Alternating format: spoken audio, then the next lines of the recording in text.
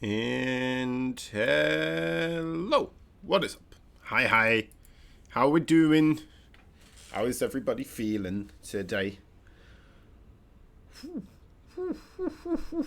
We got some pretty big names here today. And you know what? Kind of looking forward to this one. Stats and Solar, first and foremost.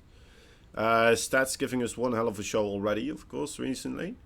And, well, versus Solar. Should be a interesting one. Should be an interesting one. Of course, Solar, you know what? Probably is going to say that he's going to lose this one. Stats, I'm not quite sure what he would say.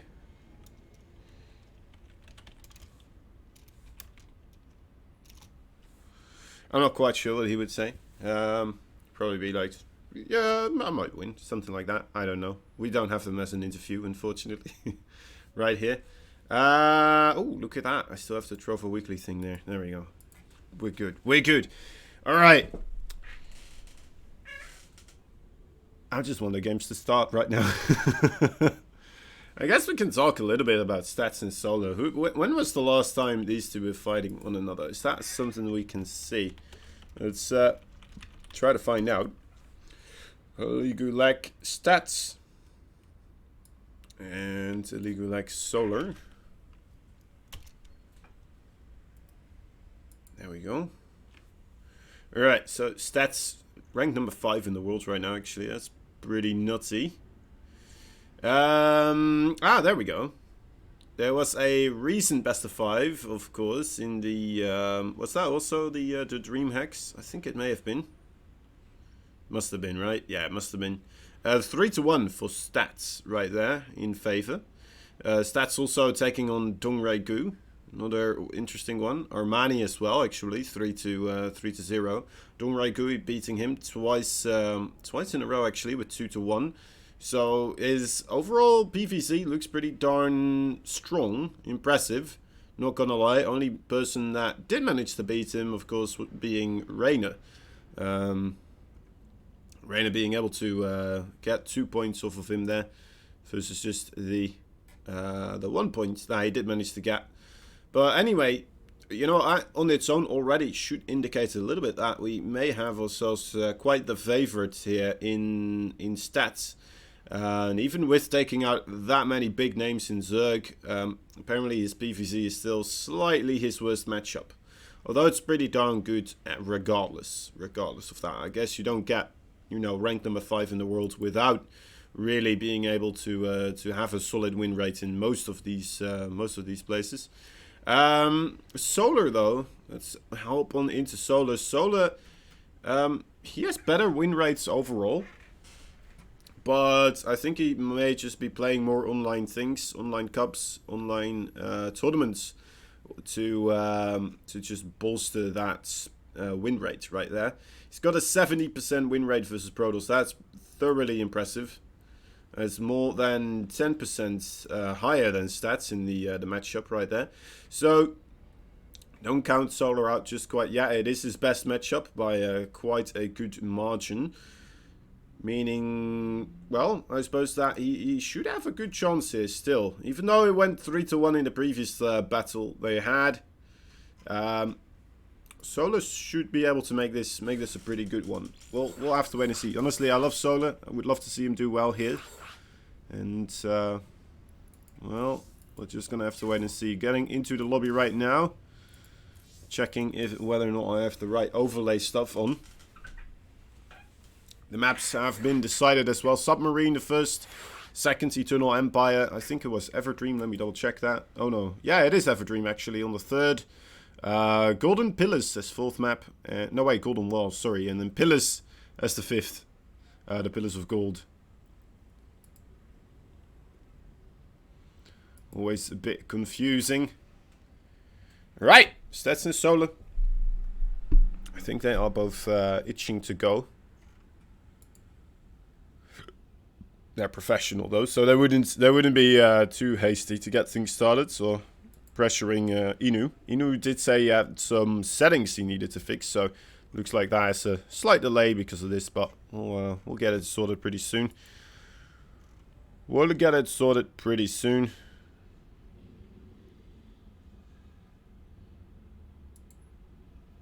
Alright. Alright, so, how's everyone feeling today? Any predictions by anyone in the chat as well, of course? Would love to hear them.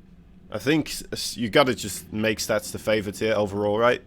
You need to just look at those previous win rates and then be like, all right, that seems like a clear conclusion. But I think just counting Solar out would be a gross overestimation of it is. It's not a prediction, but stats fighting. All right. Stats is a cool one. Both of these guys, just really cool guys overall. It's pretty darn awesome to have them here together in a good couple of matches. Then, of course, afterwards we're gonna do a trap versus special. It should be an interesting one as well. A special is TVP. It's pretty on point. It's been pretty on point recently. And then trap as well, right? Trap also just, well, he is one of the best Protoss in the world right now, if not the best, according to some people. I still think that he is going to be in trouble when going up against stats overall.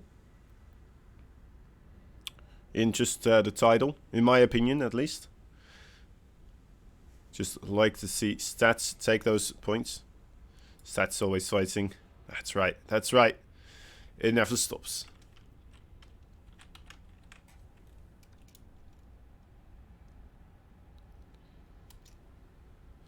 What's going on? Why are we just sitting in a lobby here?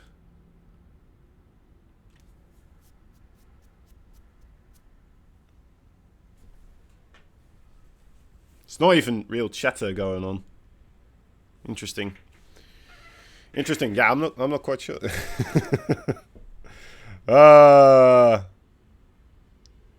Also, we were about to have a TVT between these two.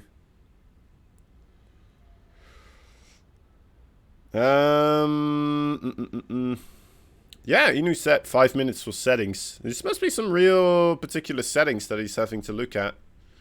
Wonder what it could be. What kind of settings were necessary to be changed this much?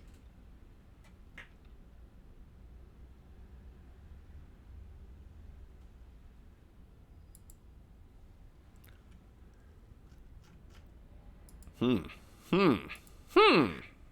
don't know.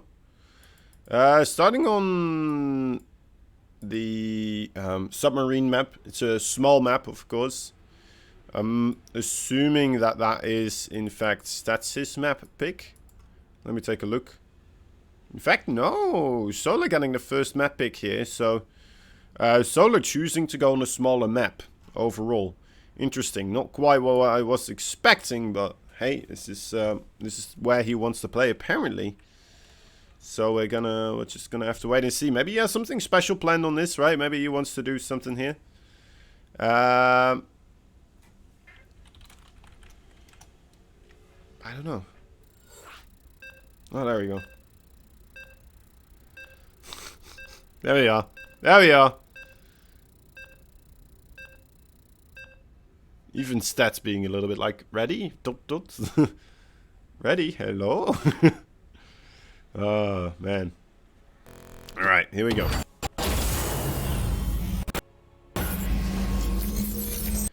The first game of today. Starting off with a ZVP.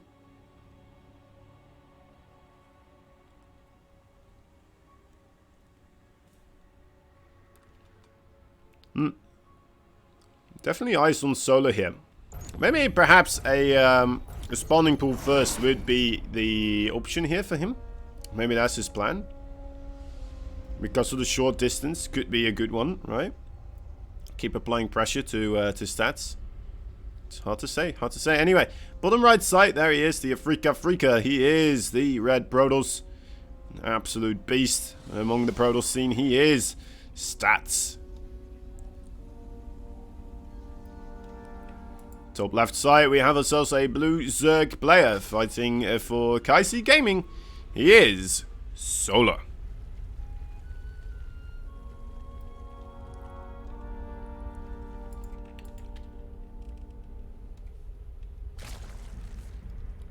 Alright. Immediate realizing that this hatchery will be blocked here.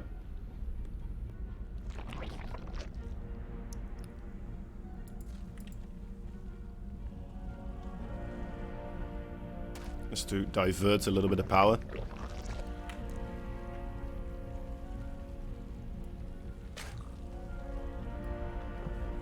Flip the manual switch. Also, I was expecting Solo here to get a little bit more aggressive, but overall I suppose he is playing against Stats, one of the guys that is known for being extremely well with the defense, right? Loves to do the macro play. You only get to do the macro play if you know how to hold off your opponent's aggression. Especially someone this successful. Such as Stats, so... maybe it's a wise choice to not go for that spawning pool. It could still be something else aggressive, right? Later on in the game. Could still try to get himself a bit of Roach Warren aggression here. You never know. You never know.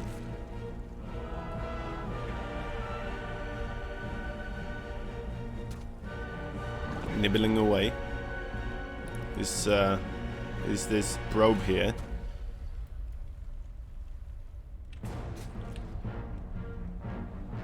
To go to that third, a little bit further, of course. A couple of links and queens now on the way, so probably this probe's gonna start leaving. It's gonna start heading out. Still hidden a little bit here. Oh no, wait, there we go. Okay, now he's gone, right? He's just waiting until the very, very last moments. Actually, he's coming back around again here. Okay, gets another scout, sees the drone there. That is a good sign. Is he gonna turn around again? This probe's really giving his life for hire here. We'll start heading out now, only because it's the more veteran type of scout is here, right? Somebody with a bit better portfolio to allow him to be the scout of the Protoss. Now we didn't see the hatchery being built, but then again, I mean, he was juking and jiving quite well with that probe. I would be extremely surprised if Solo just moved something down there just in case that probe is coming back. To pretend he's making a hatchery. Would be a weird one. Would definitely be a weird one. Oracle here opening will get scouted. Solo going to be able to start prepping for that one.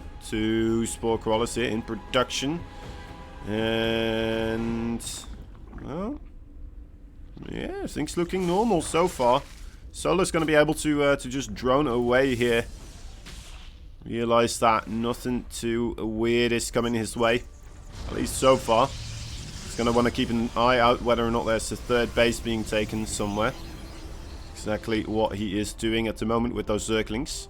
Still has to have well, I think a couple of Zerglings at home, right? Just in case those Adepts come back around. Can't just let something like that go unoffended. Uh-oh. Ooh, almost pulling a little bit too quickly back to the mineral fields there. So yeah, trying to go for the status trap there. Is that a good call, actually? Think about it. Yeah, I mean, just not quite feeling like he could get a lot of kills there with the lasers. Second Oracle here now as well. I suppose you do save up a little bit of energy, right? So now he can go in with 2 of them at the same time with a bit more energy and still, you know, not have that other Oracle be idle for too long of a period of time. 3 workers only going down there. Third base for Stats when he is also grabbing himself the Twilight Council and the Robo, so fulfilling the tech tree right now. 3 more workers go down. Oh no, wait, that's still the same one actually. Still the same little tab. Zerglings. There is a Stalker. Stalker is one of those things you can kind of poke at with Zerglings in the wall and try to get in, but immediate response here by Stats, of course. Getting a couple of sentries. It's not gonna lose anything here.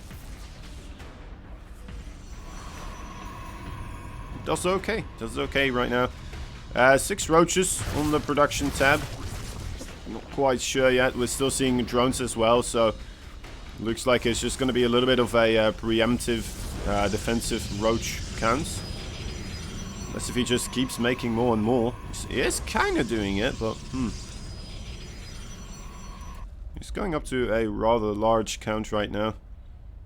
He's getting roach speed as well. Would be extremely surprised if he goes in before he actually has anything. Maybe just seeing that stats doesn't have much on the other side of the map. He's like, you know what, I might be able to just kill him here if I make a ton of roaches right here, right now. I don't think it's a horrible idea, you know what? Especially because on as I said before, Submarine, maybe not the map for the Zerg to try and get a big macro game going. It's going to be hard to stay ahead on the worker count and the base counts on the map where there's just not that many bases, right?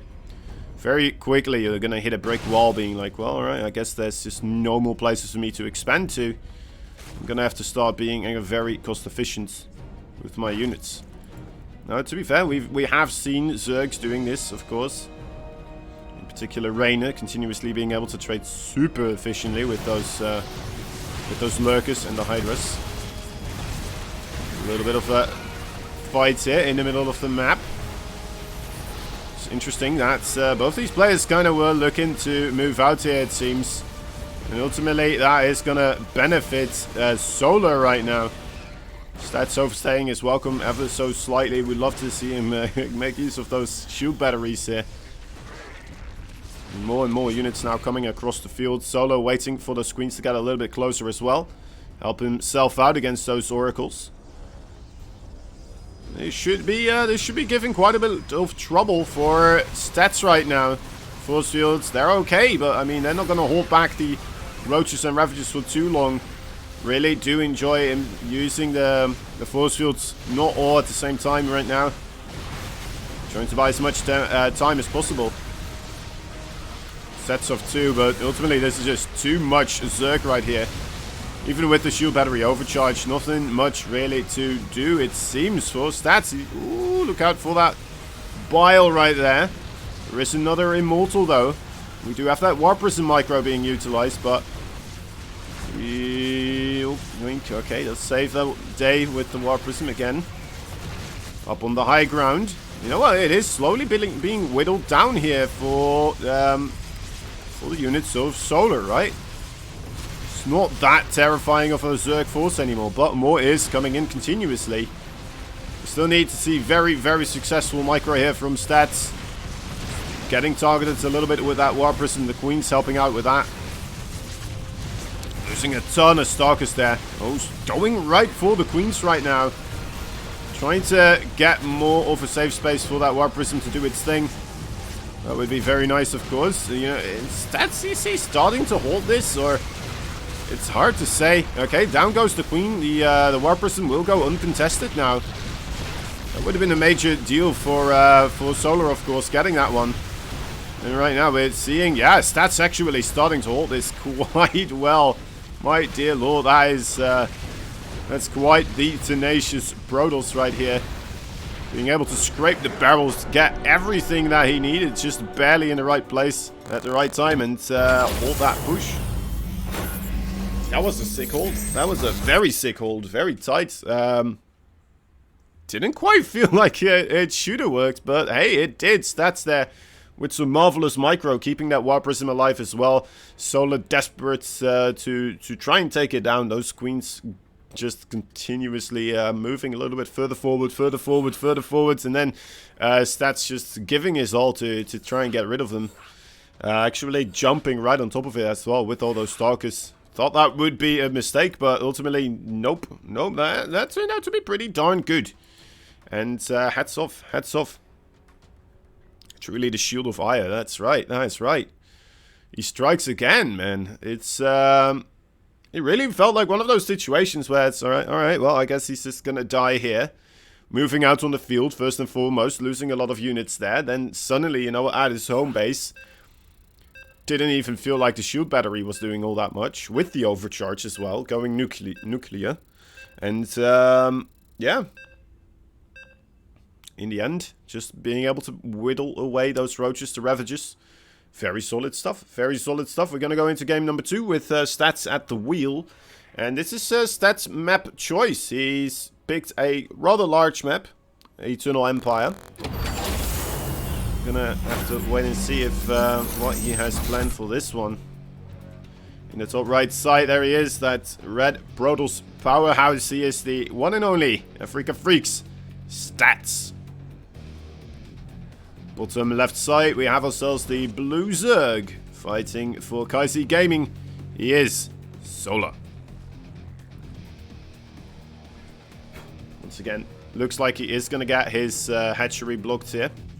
Unless if he does manage to get a little bit quicker down on the ground. We have seen Solo doing this more often, right? He's going for a 15 hatch right now. It looks like it, yeah. Alright, so this probe is going to come in. There's already a hatchery there.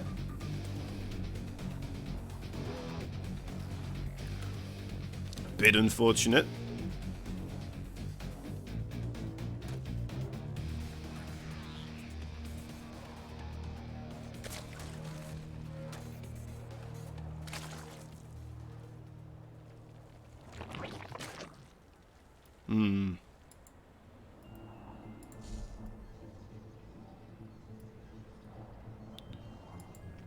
Single gateway so far. Yeah, I would be surprised if Stats does not go for a Nexus. Just throws down 4 more gateways. Just like, alright, here we go. Special tactics. Nah, it's not Stats' style. We'll just go for the good old regular Nexus after the gateway. Realizing it's safe to do so. Again, being very tenacious with this probe harassment as well, actually. Like, jeez Louise, he's not letting this go. Look at that drone bouncing around, though, as well. It's working out.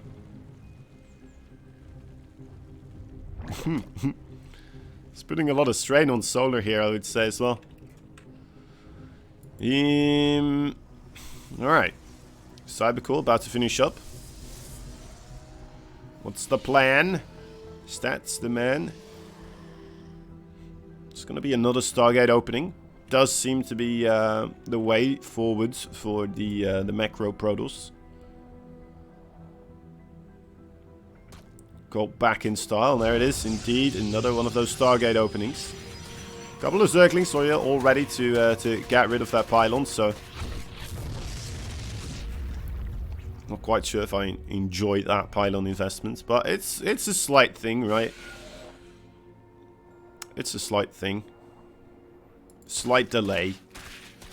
Kinda helps. Any little thing matters, of course, in the game of StarCraft.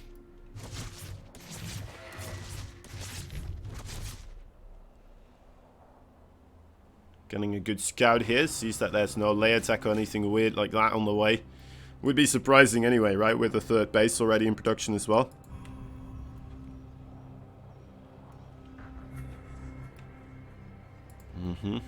Second gateway. And firstly, a Oracle. Gonna get constructed here. Stats aiming to do that same little bit of harassment here again.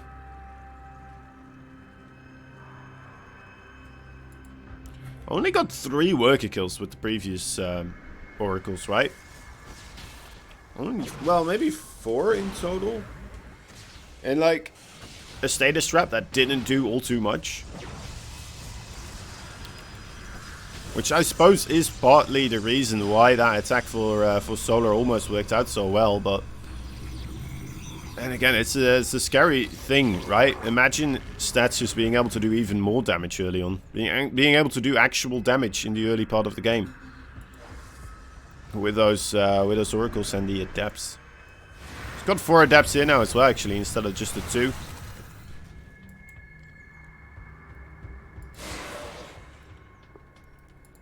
Alright, let's keep our eyes peeled for the Oracle harassment. Coming on in. Does not look like he wanted to get the status trap first initially right now. It's already Queens here at the third. 3 of them in total, actually. Also a Spore Crawler on the way. The main base also looking alright for defenses here. Very premature drone pull there by Solar. Not quite sure what that was supposed to be. The Zerglings here trying to get a bit of nibbling going on onto the Adepts. The Adepts though set up defensively will not be hurt too much. The Oracles again struggling really to get that damage dealt, it seems.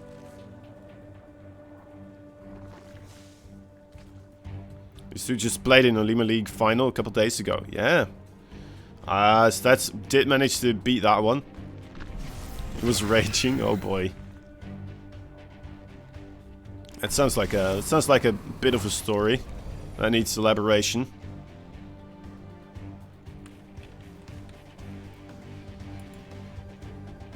Road speed again and an Evo chamber.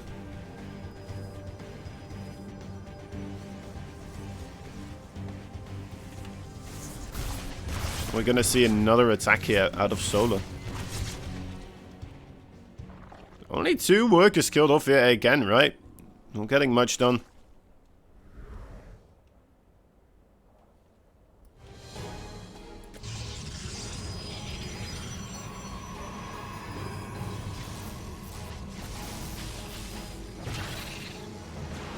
Trying to spy what's going on here. Getting shot down. And Solar's just going to go for that 4th base. I think this is the best way to do it, honestly. Right? We've seen Reyna really having the success with the this, what is it called? The Lurkers and the Hydralisk attack. Get a couple of Vipers with it as well. Start dealing with your opponent that way in the late game. It's a tough one to do though. You need to keep tabs on your opponent, exactly what type of army composition they're using, and then how heavily you commit to either the Lurkers or the Hydras.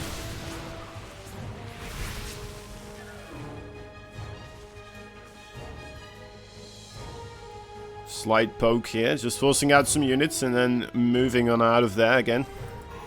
Not all that committed. Stats already getting that Templar Archives behind us as well while he was doing that, so does not seem like he was really planning to get too much done anyway. There's the Hydra Den, as well as the Hive Tech already on the way. Feels a little bit disjointed overall. It's gonna have, well, the Lurker Den a little bit later. Still gonna be able to get his upgrades immediately though, so that's a good thing.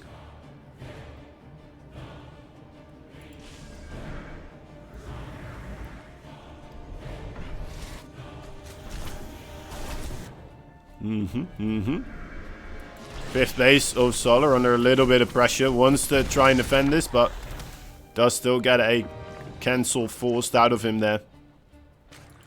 The creep spread here a little bit underwhelming as well. I hate to say it, but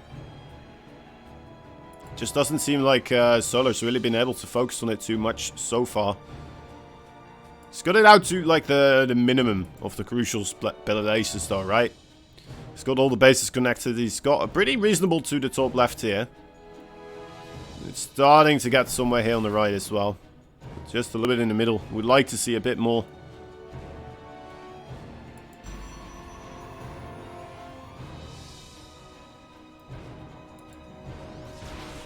Stats looked good in his DreamHack pool too. I think he's working out a PvZ. He's working. Yeah. I think you're right, honestly. Like, I think Stats is the player to watch if you want to learn late game PvZ. I love his builds, his overall style, really, really quite something.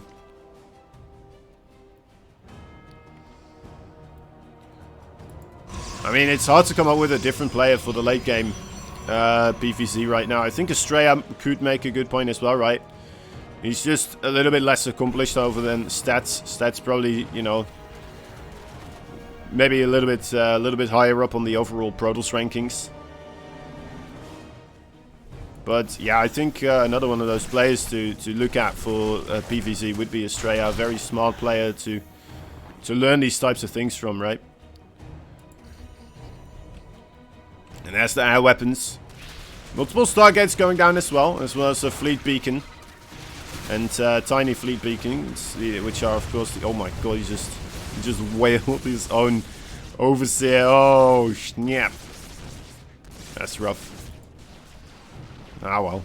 Trying to have a little bit of poke damage here on the left as well. Losing those units, and well, I guess not, unfortunately. Doesn't quite need the Roaches anymore, does he? He wants to start replacing these with the Hydra-Lisk army. Instead, and get that sorted. Trying to get rid of these rocks. Make it a little bit easier for him to move on through here. Getting even closer. So allowing these storms to do quite a bit of harm though on top of these lurkers. Killing one of them. And actually the Zerglings in the main base, killing off a Stargate. Was not expecting those Zerglings to get anything done, but leaning up a Stargate there, that is going to delay the overall transition into the air army here for stats like quite a bit. These storms getting a little bit ridiculous here in this closed space as well. I don't think this is the best place for Solar to try and make his move. He's gonna get pressured as well by these zealots here on the bottom side. Oh my dear lords, just don't do it. Solar, stop trying to force your way through the tiny choke when there's storm available. And a bunch of immortals just standing there waiting for you to try and move forwards. Look at this, 2 more lurkers just like that. Gone. Dead. Dusted. That's just not something you would like to see when he's trying. Okay, now he's like, alright, now he's trying to come in for me. That's probably what he was hoping would happen, right? Stats feeling obligated to start pushing into this, but this is such a better position already for him, right? Gonna get himself in between these bases. Now he's gonna be able to send small packs of other units. Well, okay, he's moving back again, but it would have been a much better place overall, right? Could start sending units to the left or right, depending on where stats is strongest. And again, I suppose when you do come from 2 angles, your army is going to do a lot better against lurkers here, so. And those carriers, yeah, true. They are just being produced continuously. Solar does manage to get in here again, but I mean, he's just killing off some gateways. The Cybercore, you know what, it's alright, that's okay. Gonna delay these upgrades a little bit. Unfortunately, it wasn't all that far on the construction tab. Lurkers coming back into this little corridor. Yeah, he really wants stats to try and commit into this choke point. That's his plan right now. If stats does try to commit here, that would be a problem for sure.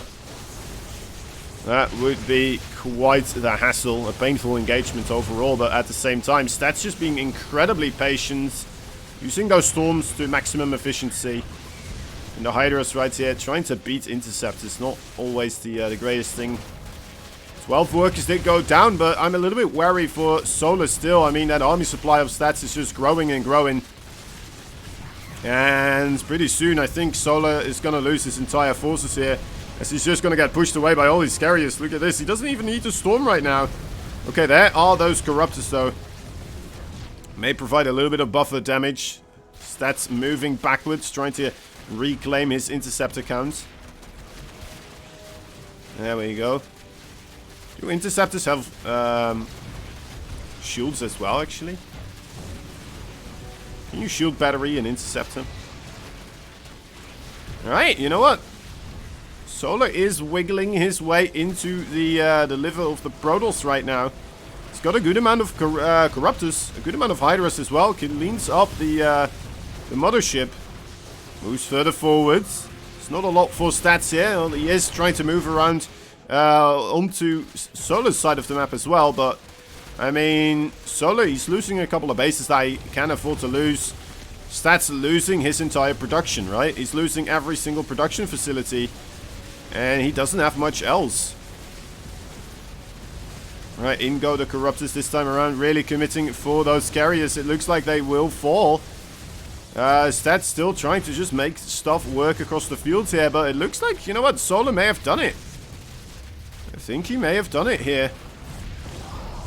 I thought he was going to overstay his welcome, but ultimately those Corruptors coming in at the right time, and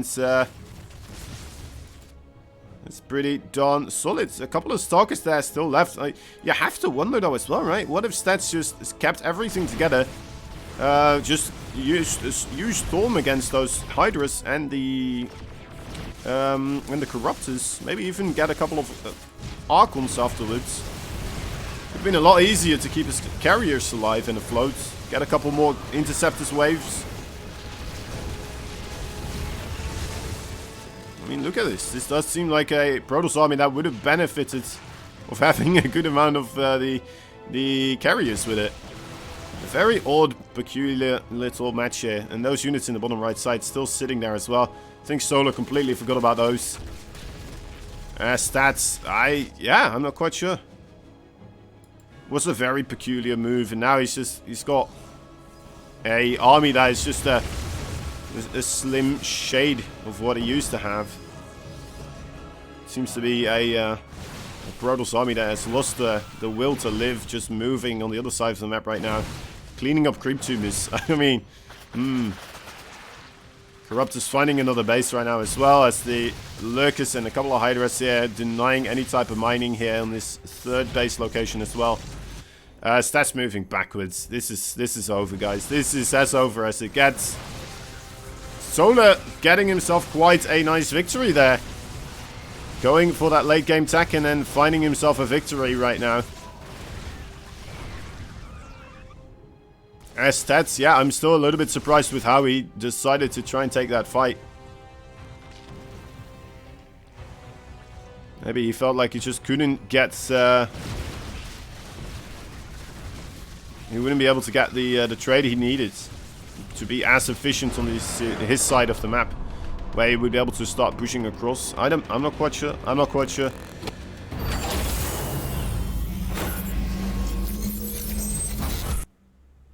But hey, Solar wins one, so point for him on the board.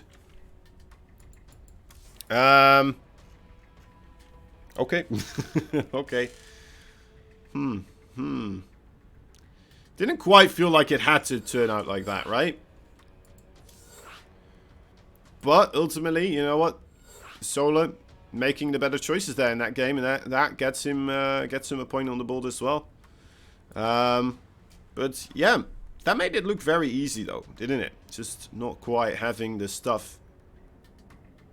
You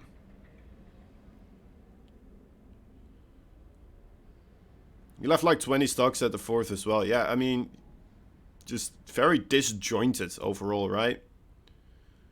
And still trying to fight with the carriers as well. I mean, if you're going to go for a base trade, then send the carriers over as well, you know? And then, unless if he thought that the carriers would be able to hold it on their own.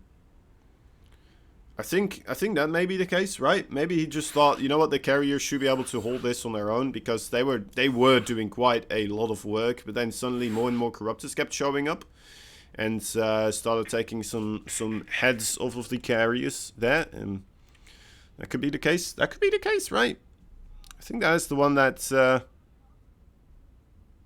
that might be the reason why, because those Corruptors, they did come in a lot later, and I feel like Stats may have already been sending units across the map at that point in time when there suddenly was that amount of Corruptors.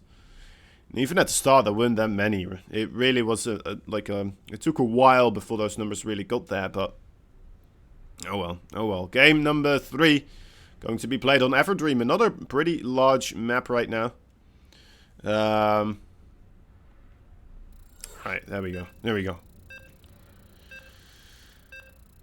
Should have maybe left some Templar there to help the carriers. Yeah, I think that would have helped, right? Just get a bit of storming going on the Hydralisk or the Corruptors. Maybe even just like two Archons, right? 2 Archons underneath those carriers. It becomes so much more difficult for those Corruptors really to deal with carriers that way, because you wanna just be able to right click those carriers, but you move a little bit backwards then, and all those units, they just stack up on top of one another. Solar was Terran there, so that's not good. It's not good. Alright, there we go.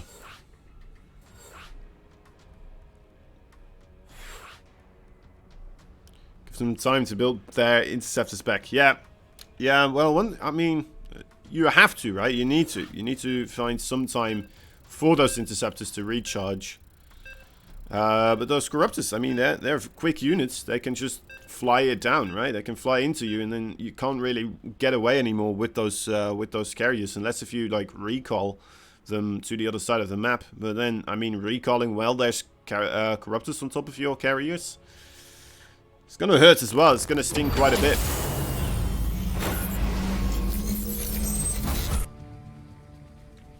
Anyway, in the bottom left side, the red Protoss making that game very close. Then I'm not quite sure. I'm not quite sure. Maybe misjudging the situation just ever so slightly. The African Freaks stats. The top right side, the blue Zerg fighting for the Kaisi Gamers. He is Solar.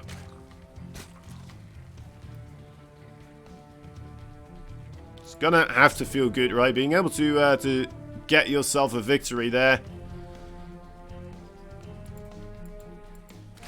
Checking to see if the probe is coming or not. Sees that it is, so it goes for the third base location. I'm surprised that stat still keeps going for this hatchery block. I mean, Solar is not being slowed down all too much overall, right? Just I think 1 or 2 maybe mineral walks with that with the drone, because he has to send it a lot earlier to potentially go to the third base location. But ultimately, like, it's not that much of a slowdown. I guess the drone transfer to the third base location is a little bit slower as well, instead of the seconds. But I mean, sending this probe this early on is also quite a investment, right? It could still be like, alright, so yeah, it could still be. I'm sorry, it was I don't know what happened with my voice. Alright, so what do you guys think of this? If you do the hatchery block, right? Very common. Very commonly, you'll go for the depth pressure afterwards, right? It's a very strong follow-up to having that third base so far away removed from the rest of the bases, and then you know, those adepts get a lot more damage done. So if he just does this every single time, no longer is there an indicator for the Zerg being like, all right, well, he just blocks my my base. It very well could be the case that he's trying to actually just go for an adept pressure. But if he does it every single time, if he goes there every single game and then doesn't do the adept pressure, maybe that is going to be one of those mind games in a way. You know, it's this like Russian roulette. All these times, you know, you have to start prepping for it because it could happen, and he just doesn't do it. And then after a while, you're like, all right, well, I guess he just doesn't do it. And that could be the moment in time where he suddenly decides to pull the trigger. And there's an adept glaive in that chamber of the gun, you know? We're seeing a lot of Zerglings being made here. And I'm not quite sure if Stats saw this coming his way. He still has that Stalker rather far away from the wall at the moment. He's waiting for this Stargate to finish up. I mean, if he makes an Oracle, he should be able to hold here. If he makes a Void Ray or a Phoenix, that could be a problem.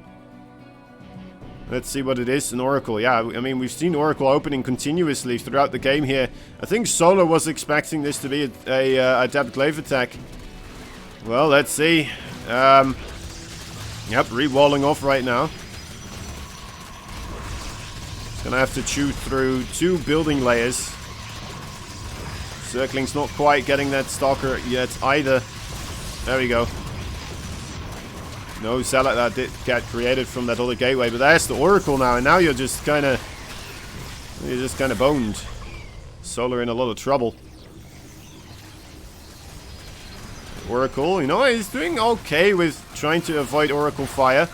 Oracle still though, like 8 kills just like that. It really ramps up rather quickly. I mean, this Adept has been here the entire time. He's got 11.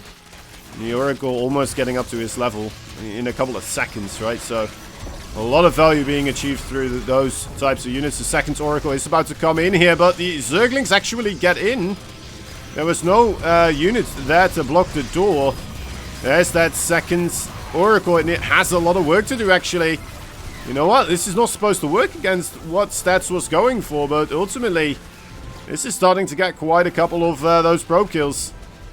Oh my dear lord. I think maybe Solar has done it. The Oracle's out of energy now as well. And yes, that's... Wow, GG. GG. Surprise, surprise. The Zerglings got in. Did not think that was going to happen. We did see a sentry there as well. I suppose it didn't have energy, so...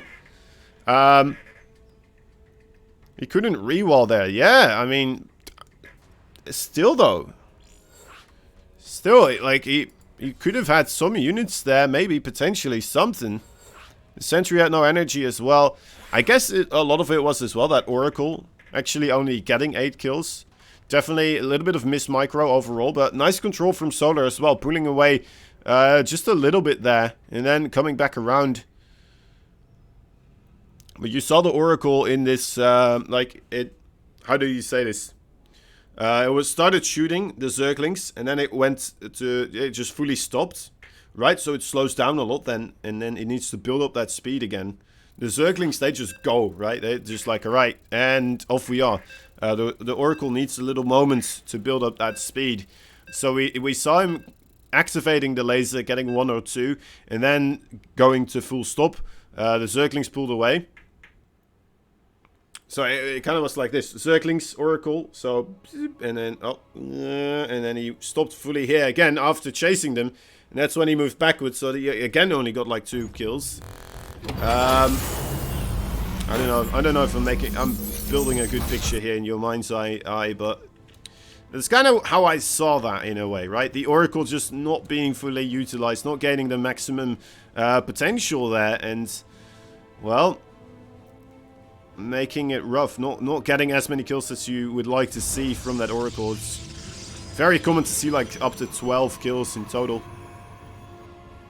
And 4 Zerglings less in a fight like that, that could be the difference maker. Suddenly it doesn't become just an absolute bloodbath when you pull your probes anymore, perhaps. Oh. Lucky Lou. First game as well that Stas is not going for that probe. The hatchery block here. You don't see it happen a lot on this map, to be fair. Still think it's a reasonable thing to do. I mean, those other bases are pretty far away. Maybe it's just a preemptive thing so you don't force your opponent to take a gold base. Because then, you know... He has a gold base, which is pretty good. Which isn't too bad. There is that Nexus.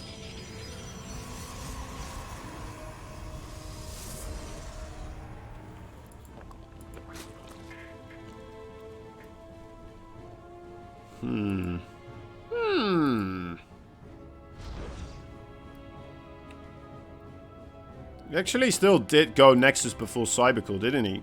Even without scouting, just completely blind going for this quite a brave play, not gonna lie.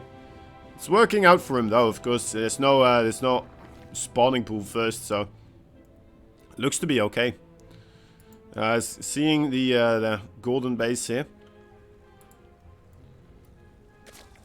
See what his reaction will be. I mean, there's not much he can do at this moment, right? There's no real way to punish this until you have, like, stuff that can be behind the minerals here.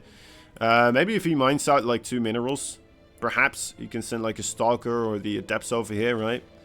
That could be a good way to deal with this, or try to deal with this. Something I would like to see.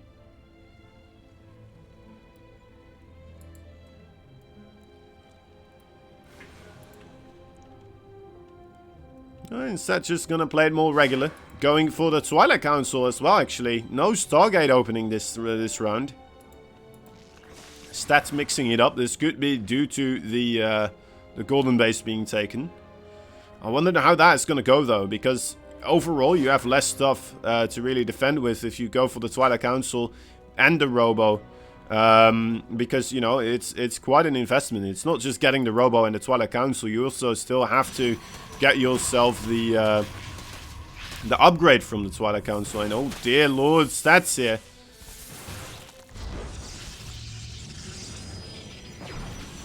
Letting that Stalker run backwards a little bit. Does not want to have it be mauled by those Zerglings. At the same time, I mean, letting them all come in here, see absolutely everything. It's going to be a nice feeling here for Solar, seeing that in fact it is the Templar Archives or the Twilight Council. Jeez. And a robotics facility. There is his stuff at the front door. Come and knocking. There's an Overlord inside as well, so we'll be able to bile away from the low ground as well, if he does so desire. In come the Zerglings. Another Ravager being constructed. Immortal here, though, coming to the rescue. Is this going to be enough? That Pylon is gone down. A nice force field, though. Saves the day.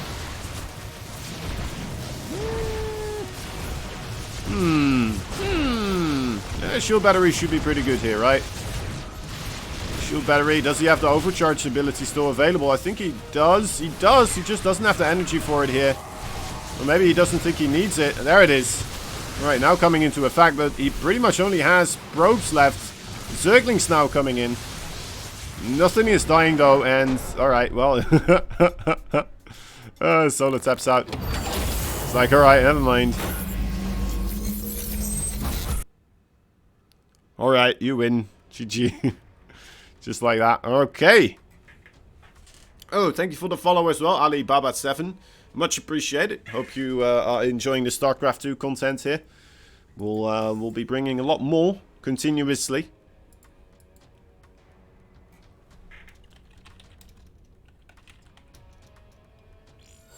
There we are. Pillars of Gold.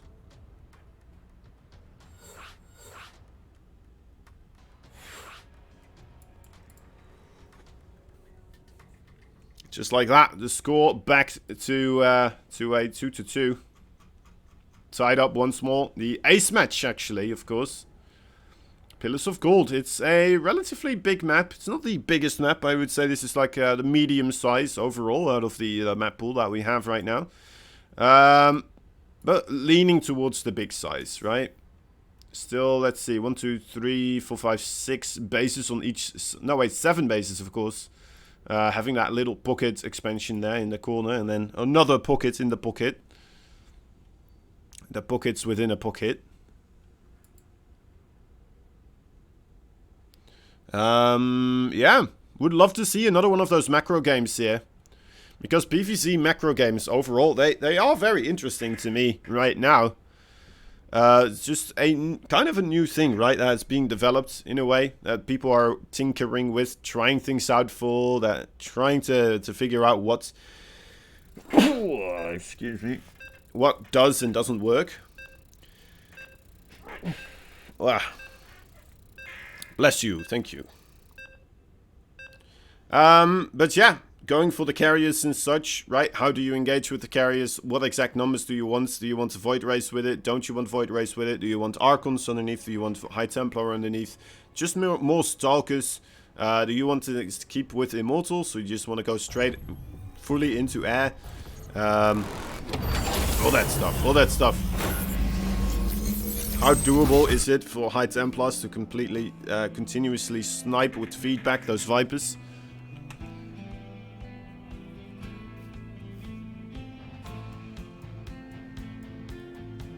Okay, here we are. Match points! Both these players giving some quirky games so far. And bringing us all the way in game number 5. In the bottom left side, we have ourselves the red Protoss player fighting for the African Freaks. He is Stats. Top right side, the blue Zerg player fighting for the Kaisi Gamers. He is Solar. Oh, man. The voice is struggling a little. back to being how's it called? A teenager. Oh.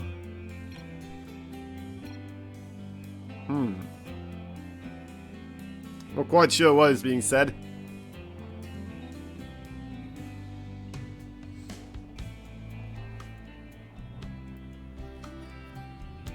Any Korean might be able to read it there.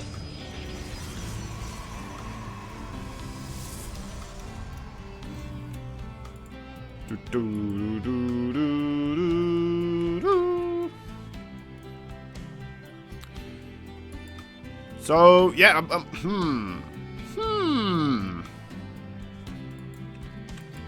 mean, Solar is very aggressive right now against that.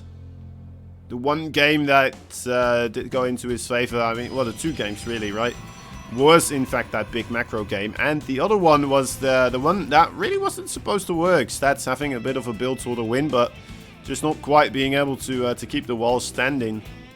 A little bit of a SimCity failure in that moment in time. Great movement as well with those circlings. A bit of miss micro with the Oracle, not getting as many kills as it should have gotten. And just like that, things just went sideways very quickly for the red Protoss.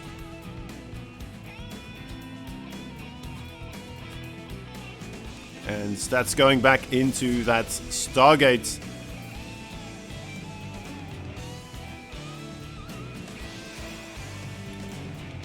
The old and true, the tested Stargate. Solar still looking to try and get the scout here. He's so close. Yeah, he doesn't quite know how close he is. Trying to poke in with the other Overlord before really fully committing to the into the base. Sees the pylon here. He could figure it out. Come on, just poke a little bit further, Solar. You know you want to. You need to. Well, he doesn't need to, but he's getting closer and closer to the mark where he's gonna have to start making some anti-air defenses. There we go. Alright. It's still very much on time. We'll be able to set up shop with those spore crawlers right now. Exactly what he is doing at the moment.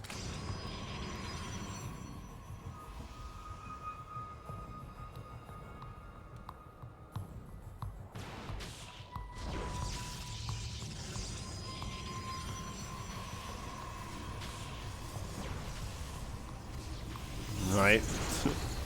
Second Overlord being like, alright, well, guess it's my time to go now. Just gooping over that Nexus a little bit. Roach Warren on the way for Solar here. Interesting, interesting. Doesn't necessarily have to be aggressive with this, right? Could also still be just anticipating more so of a adept follow-up out of this.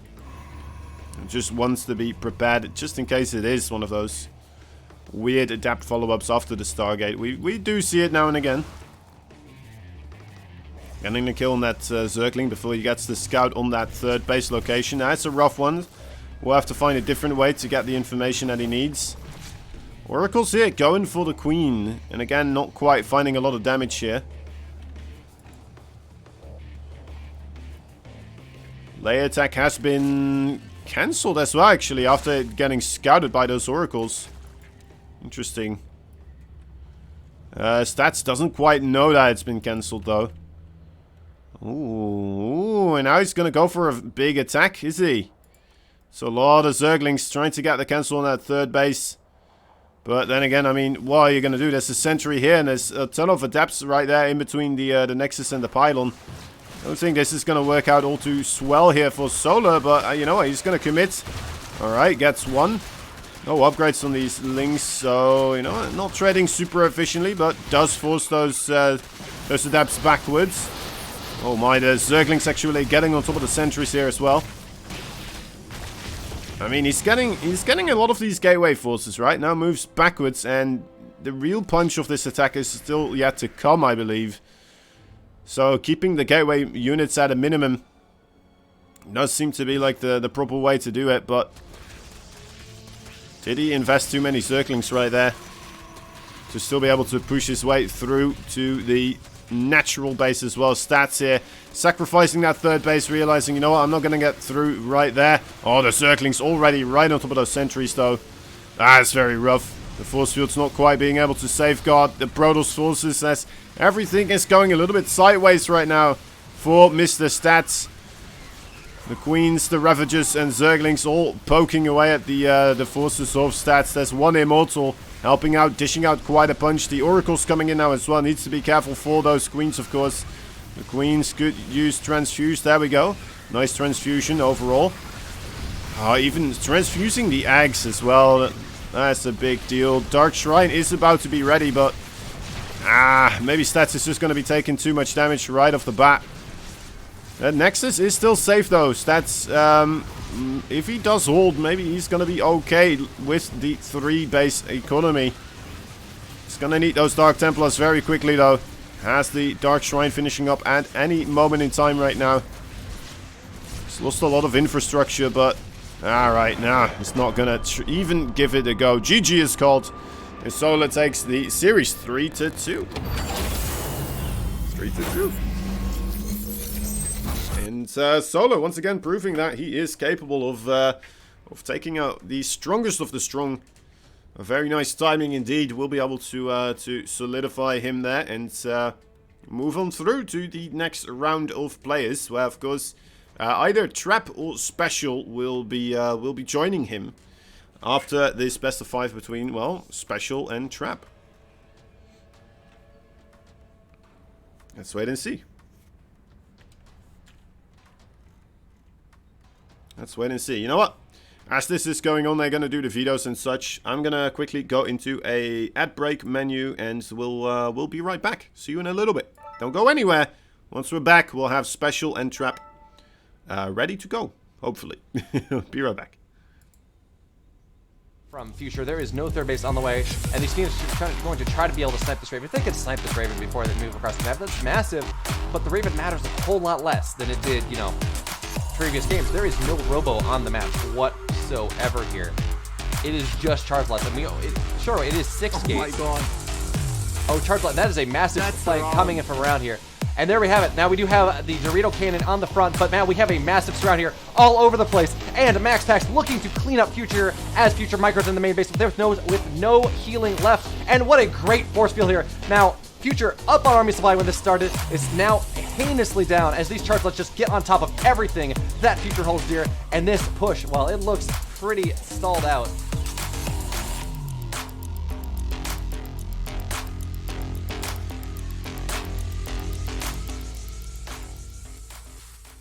Looks like Solar won't get any SCP. It was very lucky from Dream, I have to be honest there. Having those SCVs exactly where he needed them, and the drones have to back off because they're faster than the Marine, so they will be able to retreat. But more drones are gonna be pulled. It looks like Solar this time is gonna be trying to block this bunker from ever existing. Here attacking the bunker, gonna be cancelled by Dream. A lot of SCVs, a lot of drones are put into the action though. So that's already damage being dealt by Dream. Of course, Dream as well is losing quite a little bit of time and resources for this. 2 bunkers are gonna be dropped, but there are already 3 Marines attacking this actually right here, right now. The drones are here, ready to be pulled once the first few Queens and Blings are out. Here comes the pull, here comes the army, here comes Solar, getting on top of the Marines and getting them away from these bunkers. A clean surround coming from Solar. Dream gets out of that just in the brink of time he needed, but one of the SCVs is gonna fall. The second one is gonna barely complete this bunker. Good play by Dream. The first Queen is out, and right now Solar has to retreat back into defensive stance, and Dream has accomplished his proxy. The bunker is in position, and the army of Solar needs to be completely pulled. He's gonna be able to deal with this by losing a lot of drones. First bunker is gonna go down right here, or maybe not. Too many Marines, too many drones are lost, too many Lings are down, and it looks like it's gonna be another GG call by Solar.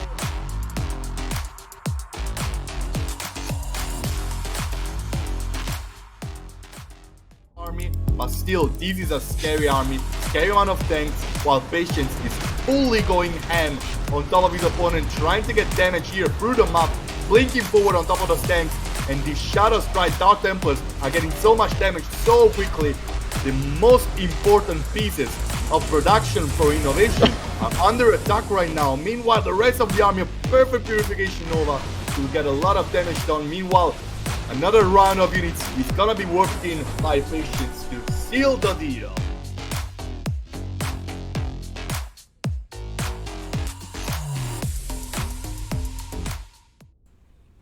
Hello, welcome back.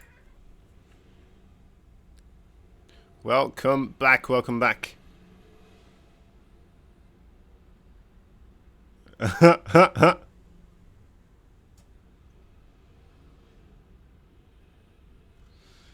Some weird stuff going on right now. All right, there we go. We got the playlist. I think they were just thinking really hard, or I don't know. Maybe they got confused. I have no idea what's happened between Trap and Special, but anyway, it's like Trap said ice, and then he said and question mark, and then he afterwards Special's like Chrome. That's number 4. And then Trap's like, no, no, no. I picked, or some, I don't know. I don't know if that's what he thought. Maybe he thought like, no, I pick Ice and Chrome. You don't get to pick Icing. Instead of, oh, it's a weird one. It's a weird one. Miscommunication. You had to be there, guys. You just had to be there. I'm sorry. I'm not doing a fantastic job right now. It's been a rough night. Alright, Trap and Special. Looking to duke it out here in a best of 5. Let's see which one of them will be able to get themselves quicker to that 3 points score screen. The third score screen. What do you call this? The third victory screen with their name on it. Who wiggles the 6 G's out of their opponent the first. Anyway, in the bottom right side, we have ourselves a Terran. It's not quite blue, is it? It is the one and only Team Axon, right? Special. I believe he was on Team Axon. I might be wrong with this, actually. Special Team Axon. Yes, okay. Whew, called it. And then in the top left side, the Jinak Green Wings player, the Red Brodos. He is Trap.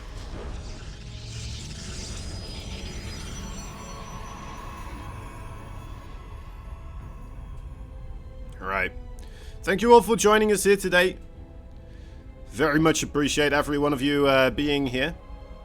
Do remember that there is a Metrorino page as well. While we're in a little bit of downtime here. Do hurry it up though, because we do have the double gas opening for Special. So you got a limited amount of time before things get interesting here. But until that moment in time, would very much appreciate it if you find yourself a couple of seconds to do the clicks and get the codes. Add a code at well, almost $1. I think it's 50 cents right now. Oh, it's still very nice. Very nice.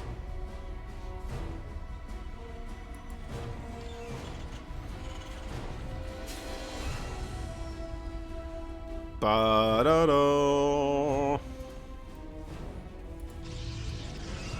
There's the Cyber Core. And a Nexus afterwards. Trap only scouting his side of the map though, so he has no idea what Special is up to. Even if he were to get there, of course, he would only see that there's a double supply depot wall. This has become a lot more standard though, hasn't it? Just the Terrans staying on the one base a little bit longer versus Brodos. I don't know exactly. I stopped playing Terran a while ago.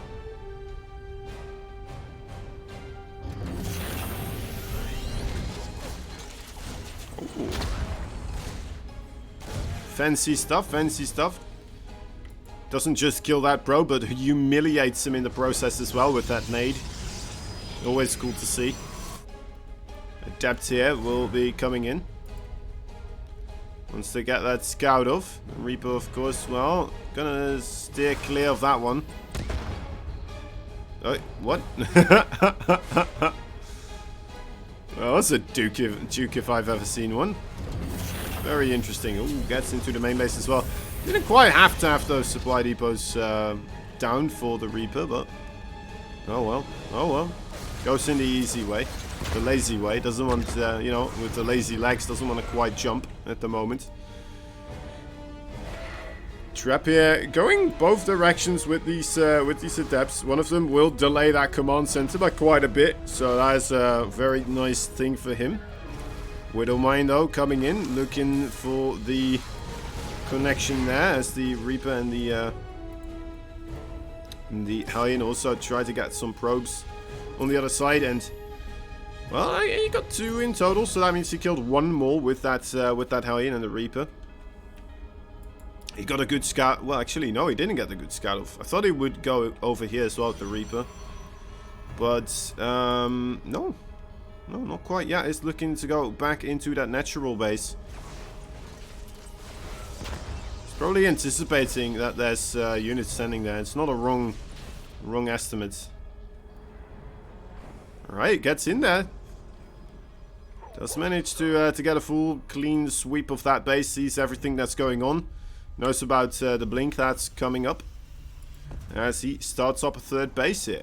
He's already making that siege tank, of course, ready to start defending against any type of blink harassment. Viking landing on the ground here, looking to kill off some probes. Alright. Oh, gets 2. Not sure if that was worth it, but yeah, you know, you get something. I think the Viking is more so anyway, right, for any type of anti-ad defenses. I think it's still useful to have around the later pods against the Twilight as well, if your opponent does start to get aggressive with those Stalkers. I mean, the Viking tanks quite a bit of damage, it does alright. It becomes easier to snipe those Widow Mines, or the Observers and the War Prisms.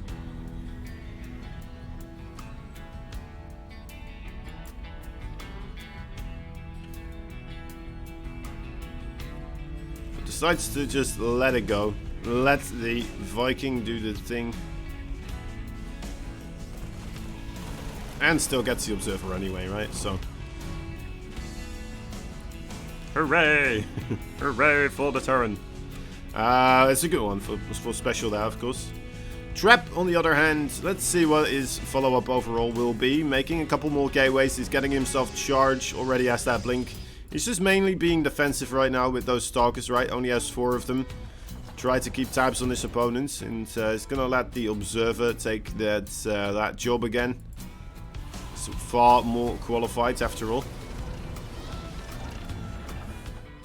So be careful for that Observer. I mean, yeah, well, the Raven in particular. Ooh. Special see those Stalkers coming in. Is that why he pushed backwards again? Not quite sure. Not quite sure. Alright, just rotating around now. Maybe able to get a couple of picks on some SCVs. A nice bit of aggression. Kind of like this, you know, just ooh. Overstaying is welcome. Just a couple of seconds though. Getting shot by the siege tank there. It does hurt still quite a bit, of course. And Trap is going for a big attack here. It looks like with a lot of Zealots. He's got a couple of sentries as well as an Immortal. With that War Prism facilitating the reinforcements here. It could work out. I mean, siege tanks don't do that fantastic against Zealots overall. We have an Immortal ready to be dropped for those siege tanks. Oh, nice interference matrix, but unfortunately the Immortal was already back in the War Prism. Very quick reaction there for Trap.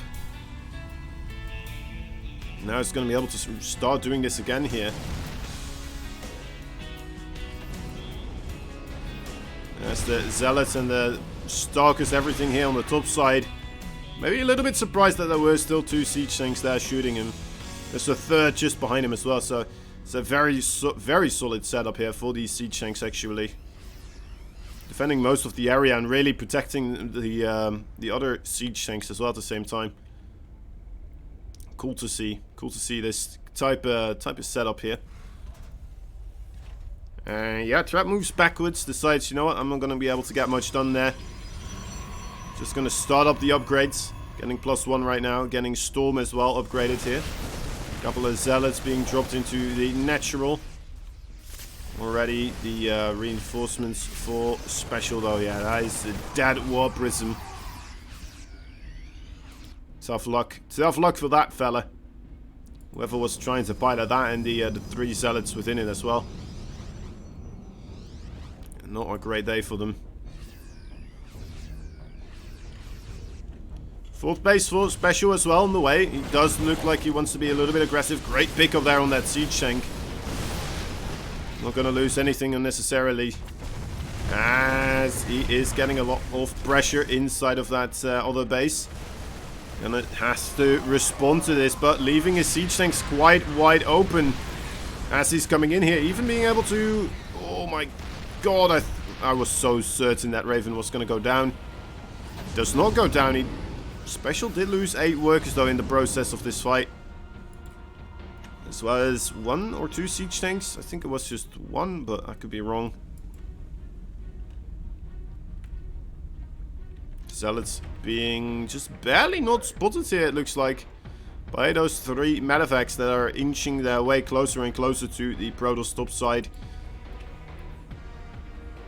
4th base for special, of course, still in production.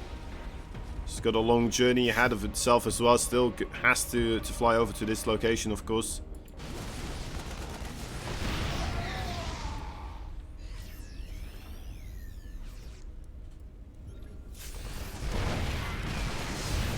Preemptive scan there. Special's gonna have to watch out for those storms. Those will definitely do quite a number on his bioforces right here. And the Zealots actually only now coming in from behind. What is this from Trap? A very disjointed maneuver there.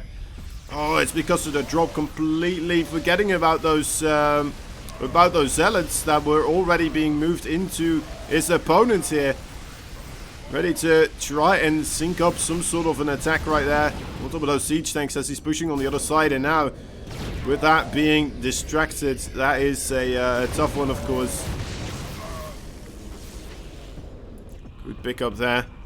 Special sets up shop on that 4th base. A very, very weird game overall. Not the cleanest of engagements, not the cleanest of fights or executions, yeah, of strategies, but of these players making it rather difficult for the other one. Disruptors on the way. We still don't see any Ghost Academy here, do we? Oh wait, there it is. Never mind. I lie. I lie. 3 Ghosts are on the way right now.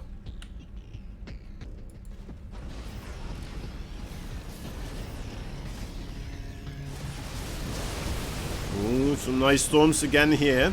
I mean, 3 Immortals should be able to, with these storms, deal quite nicely with a planetary, but anti-armor missile making life difficult. Also has to use his micro here on the left side as well, trying to fend off against this, well, reasonably sized ball of bio.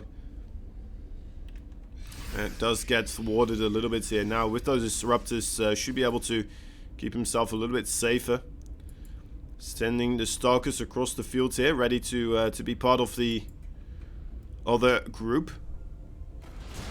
It's kind of fun to see Trap being this all over the map, right? Not really sticking together with all of his stuff, not doing the regular Protoss Death Ball type of approach.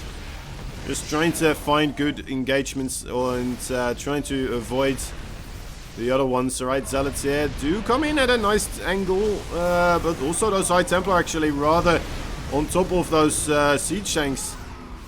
A lot of the siege tanks do get picked off, but so do a lot of those High Templar, of course. That's AoE damage for AoE damage, I suppose. More disruptors join the fray.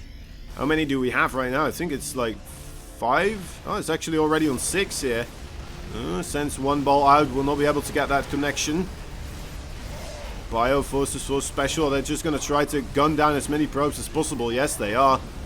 And then they pick up and try to get out of there before the disruptor orbs come to ruin his day.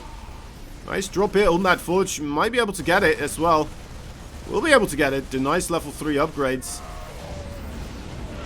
Disruptor still in the low ground here. The Stalkers able to really make anything happen there. On the other side, Zealots marching in again. Coming for the SCVs. An immediate retaliation on the worker count of Special here, as Special was dealing a little bit of damage as well. Trap immediately comes back with a reply. Ready to start punching his opponent just as much. Sensor tower here, really worth its weight in gold. Allowing every tiny movement of this force here from Trap to be spotted. Making defending a lot easier for Special to do. Okay, that's for a moment I thought that could be Stalkers there. That could be a problem. Mineral field. But again, yeah, another sensor tower here actually. Just popping up in the moment when those Zealots arrive. Immediately does get picked off or by Trap there. I think Trap may have spotted that there is a drop in the neighborhood. Trying to stick a little bit closer at home. Having those Disruptors in that location as well, ready to try and unleash their fury.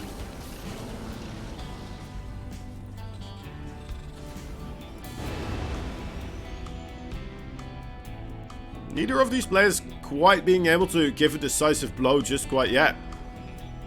Upgrades going into favor for Special here though. It's going to start having that +3 weapons attack pretty soon.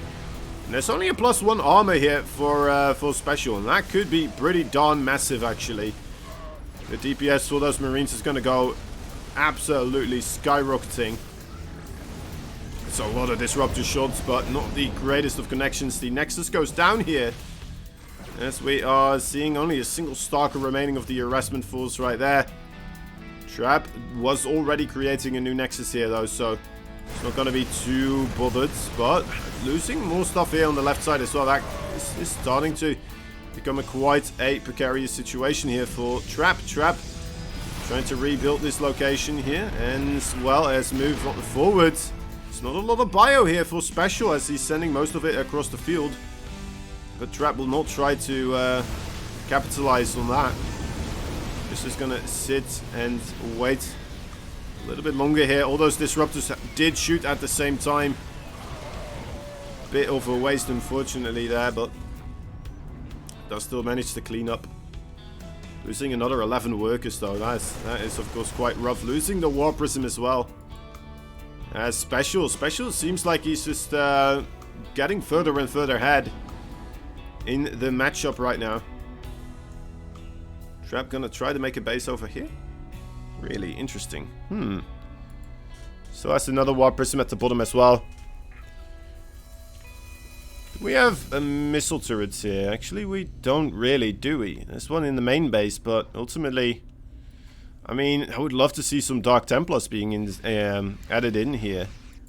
I guess Trap just doesn't really have the economy for it though, does he? I mean, he's been on 2.5 bases now for a while. I mean, his main base is completely out of the gas. He does have the Dark Shrine, he's just not quite making those types of units, you know? Oh, this could be a big fight here. Special has to move out of there, though, due to the Disruptors. Immediately, when we see that army of Special on the top side, though, I'd like to see these Zealots to engage again, but Special moves backwards, so Trap not quite going for it, I believe. Or is he? He might still do it. He might still go for it. Rebuild this base over here. It's not that much money anymore in these patches, but still a reasonable amount of gas, right? So it's a good thing to get. Just, oh, that's a bad army movement if I've ever seen one. He's losing stuff again here. More drops for Special coming in. 8 more probes just like that, getting killed off. Trap's hurting. Trap is definitely hurting. Just not quite getting the fights that he's looking for. And a missile turret now having been constructed at the bottom side as well. So, you know what, the dreams of the Dark Templars going uncontested there. No, pretty much gone. Nice engagement there for Special. Looking to finish this off here. It seems 2 Disruptors still, though. Coming in. Might be able to get some work done. But so far, I mean, Special's been doing an okay job with dodging any type of disruptor shots. The blink there, a little bit delayed for Trap as well. Not quite being able to get underneath the Medivacs, but here we go. Yeah, this should be a victory for Mr. Special. GG. GG. Taking the first game in the series. On the way, and he's going to try to be able to snipe this Raven. They can snipe this Raven before they move across the map. That's massive, but the Raven matters a whole lot. There we go. A lot of drops really facilitating quite a big moment there for Special, right? Continuously keeping the pressure on Trap's side of the map. And yeah, just making life very difficult for him. Holding off a lot of the pressure as well that Trap was throwing at him, right? I don't think I've ever seen Special really take a boatload of damage at any point in time. I think that one time, right? But that was straight after Special dealt damage as well. So it wasn't really Trap getting himself ahead. It was more so Trap kind of equalizing it out a little bit in the game right there.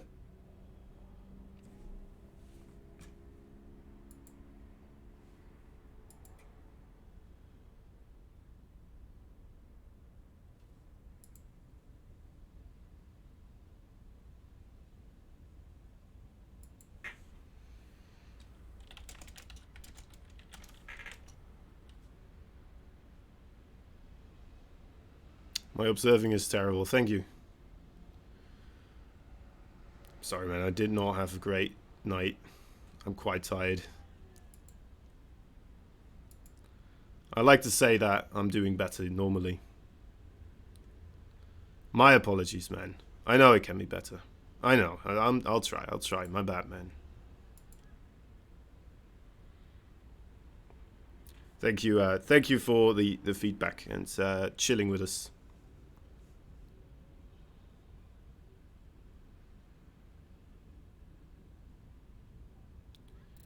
All right. Game number 2. Special and Trap. It's fine. Thanks you, Medcar. Whew.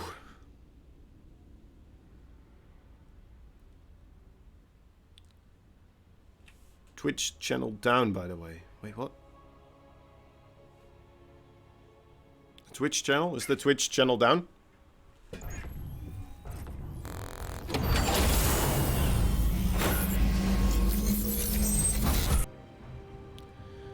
Here we are, game number 2. Special taking that first one in the bottom right side. He is the blue Terran player. He is, well, it said his name, Special. Going for the barracks play. Top left side, we have the red Protoss. And he is nobody else but the one and only Jeanette Green Wings, Trap.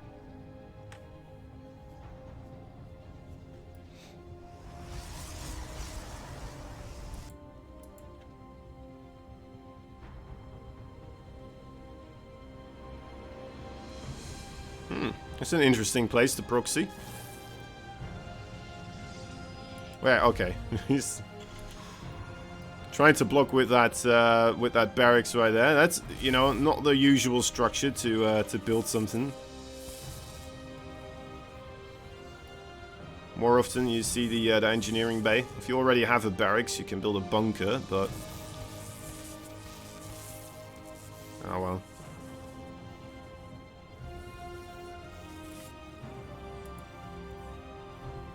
And there is that other barracks right there. Another engineering bay. What in the... Special. Special. It's a lot of money. It's a lot of money going the beyond route here. Getting quite spicy with the blockage. Funny. It's funny.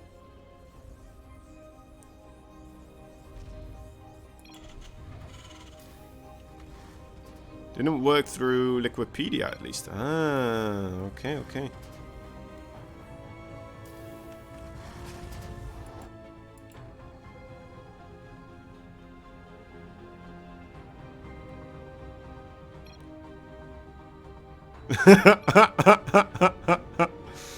You're already already going to lose. Man, these guys, some real shade being thrown here. Marines coming out to kill the probe.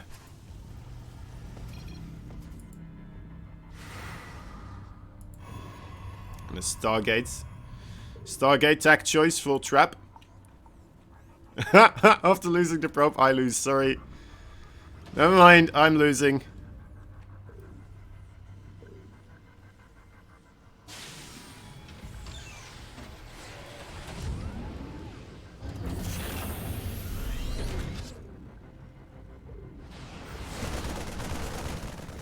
There we are.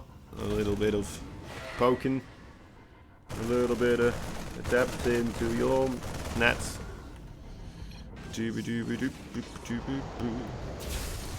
Twitch is stupid anyway. Yeah, I mean, there's a couple of things that are doing that. It's just like, why would you? Right, with like the all the advertisements in between stuff.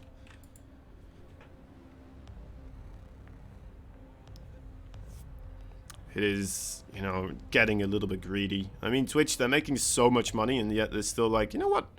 We could tweak this just a little bit more and then get, like, even more money.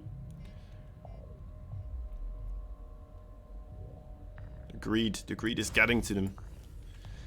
Third base here for special on the way as well. And a Twilight Council being constructed for Trap. He didn't quite yet go across the field with this Oracle. The defensive Oracle play. Another base trying to be blocked. Oh no, instead it's an actual engineering bay being constructed this time around.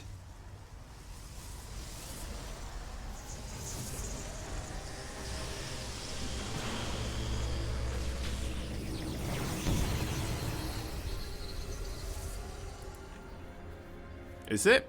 I see. I didn't know. Yeah, special way ahead here with that third base. I mean, the previous game as well, right? It felt like he was just doing a little bit better in the macro game overall than Trap. Trap kind of feeling out of it, in my opinion. Not quite showing the crisp, refined plays from Trap that we have come to expect from this guy.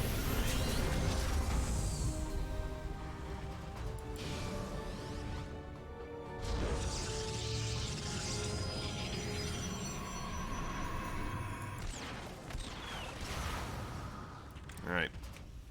Cyclone manages to pick off the Adept right there. 2 Stalkers and a Oracle hit squad.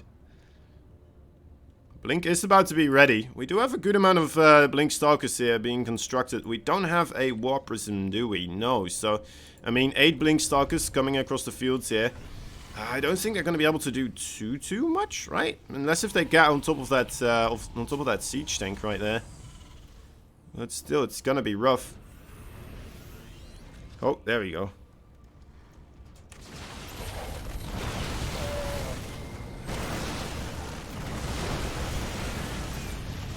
Little bit of engagement. Yeah, I mean, he does get the siege tank, I suppose, but ultimately, was that worth it? He lost one stalker, maybe 2 stalkers there.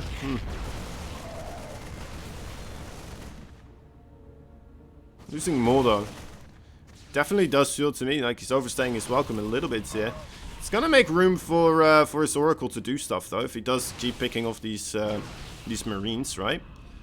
Marine is getting a little bit lower. More Stalkers coming in here. Ooh, nice blink away as well. Right before that siege tank was capable of shooting, he just zaps on out of there. And... I was not expecting this. It's going to be mech, in fact. Kind of makes sense since we don't have stim or combat shield yet. I just realized. That's pretty cool. That's pretty cool. You don't get to see mech all that often against Protoss. It's nice to see. Bit of harassment right now taking place as well on the... gonna have to get out of there. Zealots and Stalkers on the siege tank. Single Liberator here coming into the third base.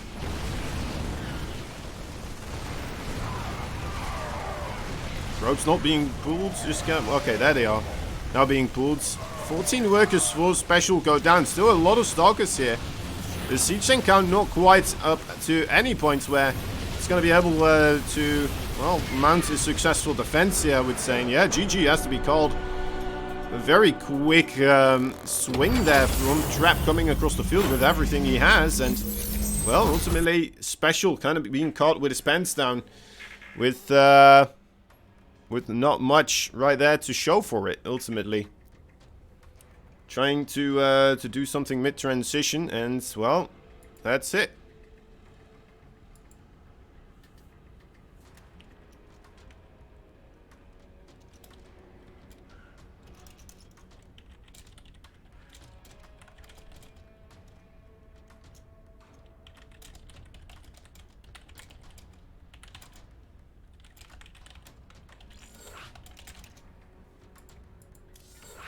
All right. Here we go. Next game. Next game. Series tied up 1-1. A surprising take on the TVP matchup there by Special, right? Wondering what he was planning to do. A lot of people keep telling me, like, that you can make Mac work in TVP, but ultimately against these pro players, I don't see it work all that often.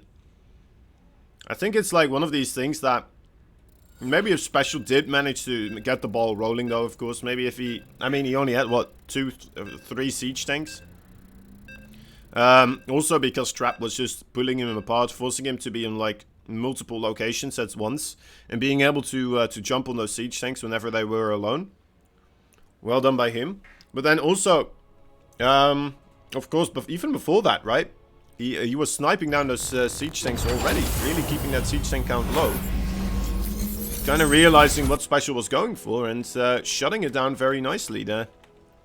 Alright, on the top right side we have ourselves a blue Terran player. He's fighting for Team Axon. He is Special. Bottom left side we have ourselves a red Protoss. Fighting for the Green Wings. The Green Jinners. He is Trap.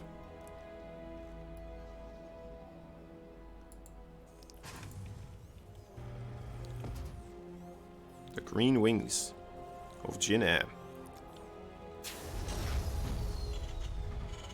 Curious. Curious color for a wing.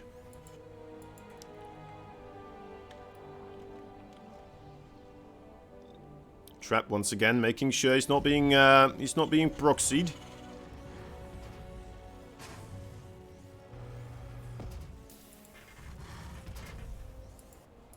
I wonder if Special in that previous game actually meant to build the barracks in front of Trap's base. Right? Imagine that, if he's just like, you know what, I want to go mech, so I don't need Marines at home. What if I just build the barracks instead of an engineering base on top of his expansion very early on? And then just go for the... and go for the factory back at home, right? I still got the block. I finished the barracks. Would be interesting. Would be very interesting. Wouldn't expect Trap to really click on it either, right? It's not that specific a barracks being built, I believe. I don't think there is this specific thing that kind of gives it away, as far as I'm aware at least.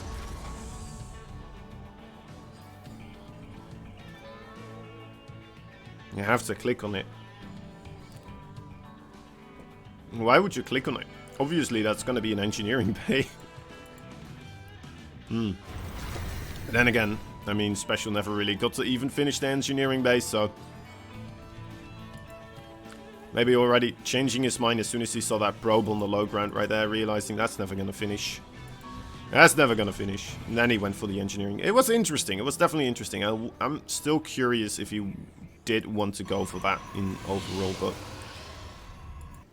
I don't know. I don't know. It would have been cool.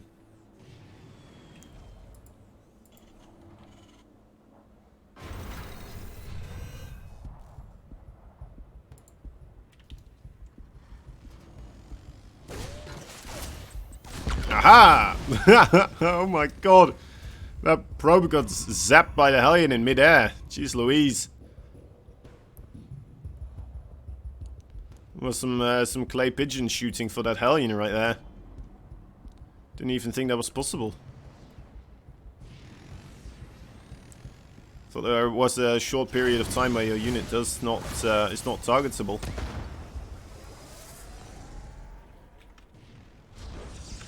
Oh well. Bit of, well, just kind of poking and prodding, checking to see what is being done in trap space. So far not quite successful. Didn't even see the robo being thrown down. As the special is going for a fusion core. Interesting. Interesting addition into the tech tree here. Would that be for battle cruisers, or would that be for a quick Liberator range? Liberator range, of course, used to be all the rage when it first got released. Especially if this is Protoss. A lot of those very expensive, big, beefy units that awkwardly need to get themselves underneath the Liberator. Not a lot of stuff here in that natural base. In comes a Widowmine drop here to set things off with. I mean, I know about the Widowmine drop into a armory for the Thor attack. This is entirely different, isn't it? Oh, that's rough. Oh, that is rough indeed. Losing a Stalker as well in the two probes. A little bit late with pulling his probes back to that mineral line as well. Another probe goes down at the third base location. Reaper getting another kill right there. Getting another one. Wow, okay, this is starting to get out of hand, guys. Special really on a lot of locations at the same time. And in fact, it is going to be battlecruisers. Special going to try this mech thing again here with a different setup. I think we very well may. Very, very interesting stuff overall. No Yamato cannon yet being researched. Wondering if that is going to be a part of this. Did try to get that quick third command center the previous time as well, right? So, right, yeah, there it is again as well. Well, I say quick, honestly, that's not too quick, is it? It's an alright timing.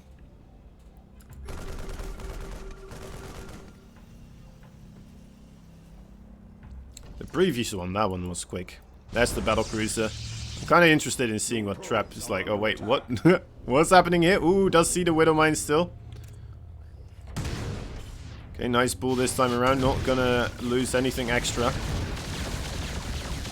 Battlecruiser looking at the well, the mineral lines here. Both of them fully evacuated. It was a cool attempt there by Special though, right? The battlecruisers in the main base obviously gonna force those probes to move away. Very common to have those probes then just be right-click towards the natural base. Maybe the Widowmines came in a little bit too quick for this to actually hit, but at the same time, that is just kind of what you need to do, right? When your opponent is distracted by that battlecruiser, you have a short amount of time where his attention is not going to be elsewhere.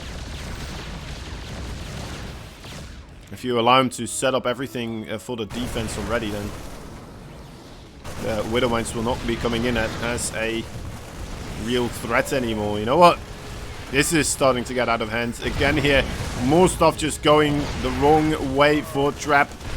Is that battlecruiser on the low ground still there as well, of course. Needs to be careful, it's rather low on the HP. There is Blink available, blinking forward right on top of the siege tanks. Okay, does pick this off. Massive siege tank hit there though. Still being able to pick off two of those Stalkers. More Stalkers going down due to the Marines. The micro here for Trap, losing that Observer as well. I don't know, it seems to be faulting a little bit here, it just doesn't seem really like the pro player Trap here, you know? Seems to falter a bit too many times right now. That other battlecruiser been sent back home, is gonna be ready for a little bit of repairing. Yamato cannon finishing up. And Special put himself in a very, very good position in this overall series right now. He's got 2 extra refineries coming up on that third base.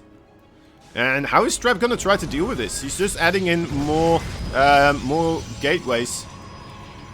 Now we know the blink will not save you from the Yamato cannon either. Apparently, or maybe he was just a little bit too quick with it. That may be the case.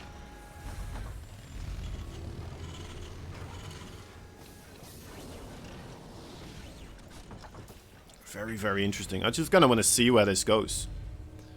I just kind of want to see where these guys are going to take this game from here. 2 armories on the way.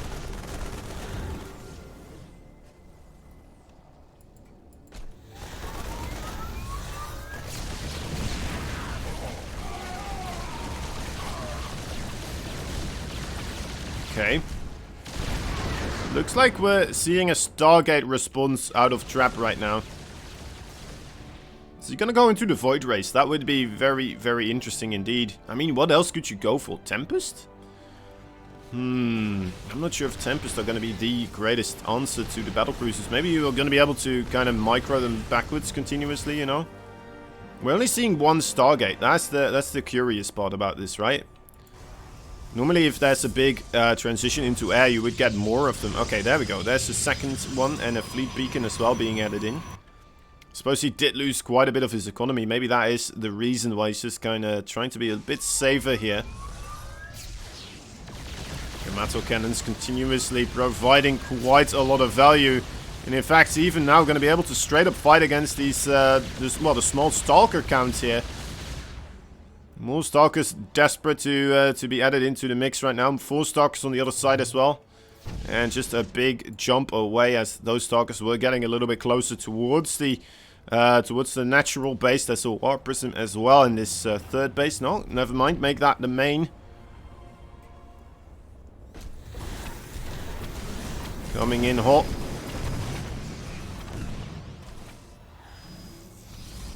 Setting up shop as well on the left side, of course, trying to intercept this. Oh, actually, that's just Hellions and Siege Tanks. That's just Hellions and Siege Tanks, okay. I'm so used to Marines being part of the mix that I'm like, alright, he's setting up a flank. He wants to grab this this War Prism as it tries to go into the 3rd base, but ultimately not quite working out that way. Yeah, Trap not getting a lot of damage there done either, does he? Imagine if all these siege tanks were in siege mode, maybe the splash damage would actually get a couple of worker kills there. I guess he picks off 3 more, right? So the worker count now in an okay spot again, but that's that was a big investment as well from him, sending all those units in. Let's take a quick gander at the units lost tab. Yeah, definitely quite high in favor here for special. More than double on the gas and almost double on the minerals as well. Well, he's been more ahead in this game too. Alright, so it will be Tempest here. Wonder if we're going to see the Tempest upgrade as well. You might as well, right? No real reason not to.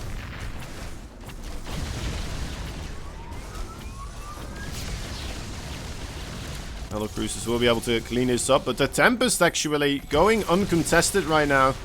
Only 2 little Cyclones here to try and provide a bit of firepower. Yeah, just managed to get one of the Tempest though. Very cool to see actually. Nice bit of micro, no Stalkers with that to help push those Cyclones back. There's 2 Cyclones at the same time are being constructed, as well as a Thor. Hellions going for a run by as the Protoss forces are going for a offensive here. The Siege Tanks and the Hellions are still near the main base and the natural base, so we'll need to rotate a little bit quicker if they do want to save this base. Alright, yeah, there they go. Off to the defense here. The Hellions not quite getting the probe kills that they were looking for. A couple of Starks there as well, ready to defend. And gets 4 of them in total. Alright. A quick blink here could always occur, and there it is. Immediately jumping on top of those battlecruisers. Gets 1 of them. The battlecruiser counts now only back to 1 at the moment. I wonder if we still should be seeing more Tempest right now on the production tab.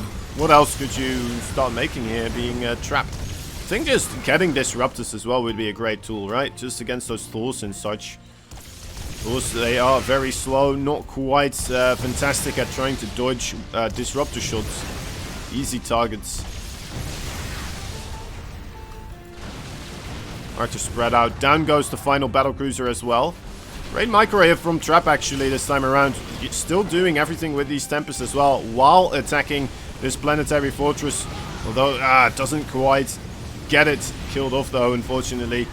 The siege tanks come in right at the right time. Immortals here, of course, also would be a great addition to the overall army of Trap. But so far, okay, there are the disruptors. More of the robotics facilities are being created as well, though. Clear that he wants to have the capabilities of just kind of moving back and forth between these two tech routes to counteract whatever special is trying to perform. Nice kill on that base right there.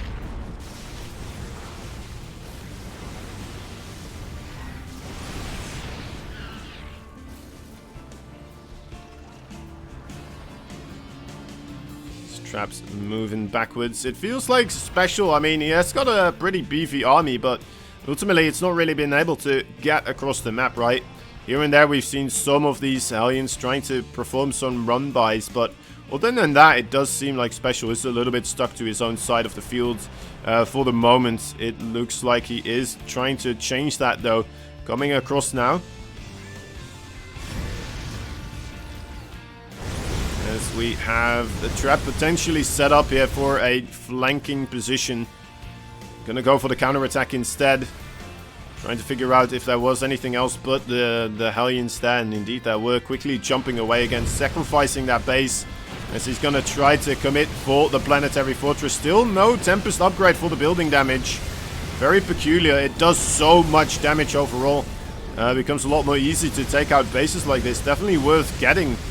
It's a worthy investment, especially if you're already maxed out and you're, well, you're sitting on how many? 5 Tempest? A little bit of a weird one, not getting that upgraded here, in my opinion. But anyway, losing another base. 28 workers as well there, being killed off by Special. Special, you know what? Looks like he is able to force the attacking force of Trap away as well. Ah, there it is. It got recalled to the right side.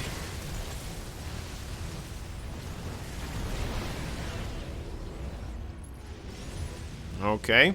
Okay, Siege Tank still sitting on that right side. Looks like they might be able to get pushed upon by the forces of Trap that are still there. Especially, of course, those Tempest. Doing an okay job. Oh my god, all those disruptors on the bottom left side getting absolutely demolished. Trap trying a little bit too hard to come in from those two sides. Not quite ready for it. A lot of those Thors are in the red here, so I mean, I would love to see them go home for a little bit of a patchwork, you know, get themselves back up to full HP here. Always so incredibly worth getting the repairs on those types of units. Extremely valuable. Not quite sure if Trap is aware of the of how low HP a lot of those Thors are actually. I mean, he should be, but they're just sitting on the edge continuously, right, of his vision. Not really going very much forward with those Thors at the moment. And in come the SCVs, ready to repair. As Trap has got himself in a triple-pronged position right now. Looking for a bit of a trident attack.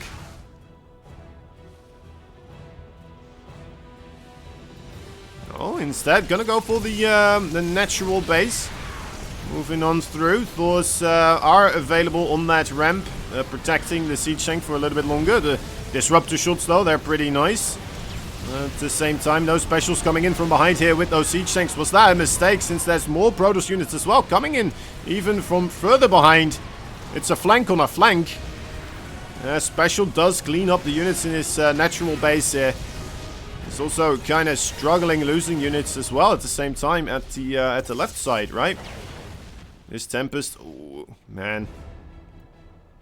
Come on, get a good shot at. Oh, does not quite get it. Unfortunately, okay, Zealot's nice around that on that planetary, but Skedaddles on out of there, realizing the rest of the army is coming in. Now we're seeing Immortals also being mixed in here. Special. This is 29 workers on this one base, though. This base as well, fully saturated. Looks like Trap is finally starting to get a lot of breathing room here. Once more, after that push, losing 2 bases, it felt like that could be the final stroke there that Special needed. But ultimately, Trap doing a wonderful job getting Special back across the fields here. And doing quite a nice overall maneuver. Continuously poking in from multiple sides.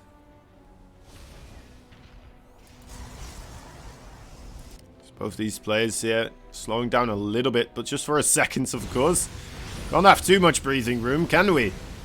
We got units, and we need them to start shooting here. 2 Immortals with a Disruptor there. Disruptor trying to get the shot on the Siege Tank. Ooh, does manage to land it there. 1 more Disruptor, not quite able to make anything happen. And down go the Siege Tanks. GG is called, just like that. Trap being able to reinforce his stuff a lot quicker than Special. As Special, you know what, still hurting as well for cash. And Trap was a bit more on the ball and reclaiming his economy. Even with that Planetary Fortress, so many times attempting to get taken out, but never quite being able to really break the defenses there.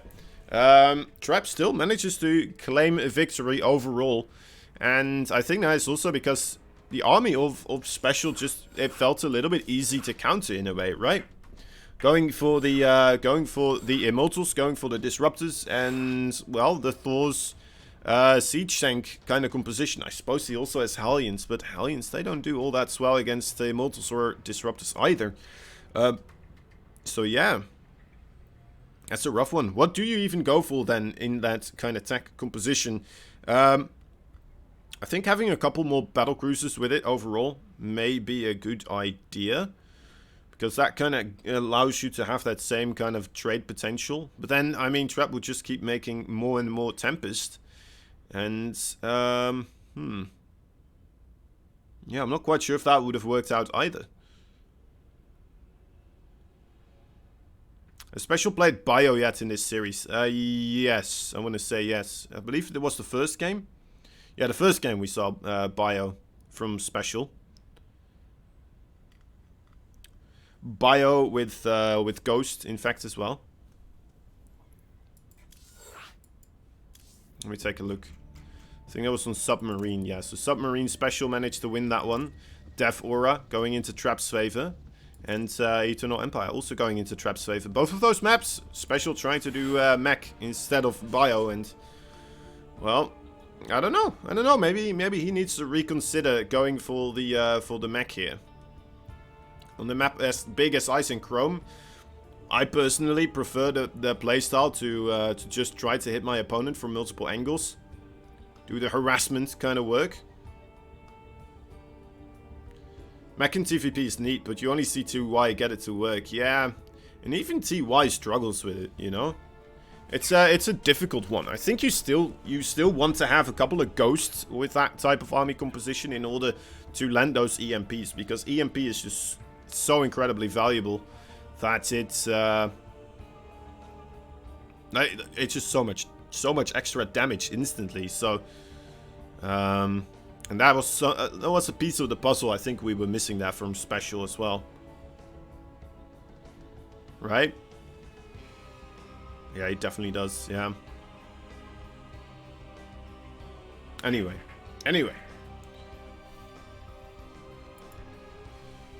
It's just a clunky, immobile force, right? And Trap really utilizing that specific thing.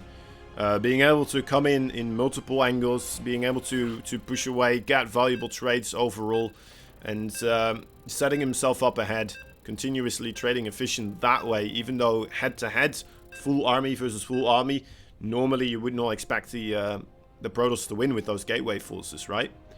But the way he played it, though, very, very well done. Very, very meticulous. No, wait. Very nice. Very good. Good game. Man. Alright, anyway. Alright, sending another SCV across the fields here. Is this Blue Terran fighting for Team Axon, of course. He is a Special. Bottom left side, his opponent It's the red Protoss fighting for the Jinnah Green Wingers. He is. Trap.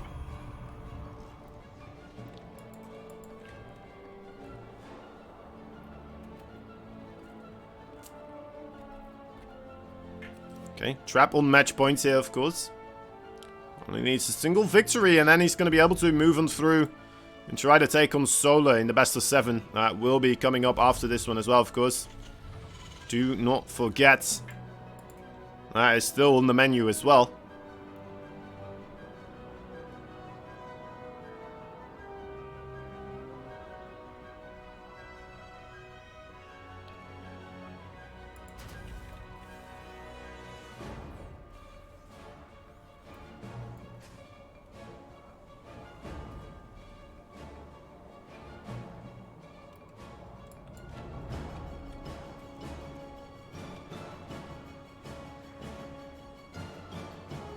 Bit of probe scouting. That barracks almost about to be ready. Trap, no idea where that barracks really is, of course. Gonna start checking right now.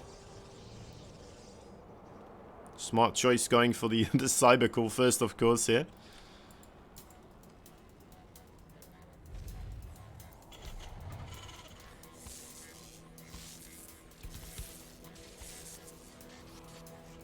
To get some value there, of course. The probe going to be a lot safer in the Terran base here because there's no army units. So smart choice. Oh, well. Well, scrap that. That's no longer the case anymore. Kind of liked Trap being a bit more aggressive with the probe overall. I wanted to say that, well, of course, he's not going to just randomly lose it somewhere. He's a Jinnah Green Wings professional Protoss player, you know. He's not going to take unnecessary damage. Well, everybody makes some mistakes sometimes, as it turns out. I suppose Special probably, you know what, unlikely for him to try and make this happen with the SCVs either, right? Because you don't expect to really get the probe anyway, since it is Trap you're playing against. Him still going for it, kind of catching Trap off guard there, I would assume. Either that or Trap just never liked that probe to begin with. With 2 Stalkers there. I mean, only losing a single worker, and that's the worker in the base of Special. Very, very solid stuff here by Trap. Nice micro ride home. Keeping his probes alive right now. Even though some of them did get kind of hurt. Ultimately, nice blockage there using the pylon and the Nexus. Together with a couple of probes to stop the Reaper advancements. Cool to see. Very cool to see, in fact. Is he going to try to get into the main base here? He's just continuously poking at the front. Oh, we'll be able to get that one. There we go. Does not save that one Reaper, though.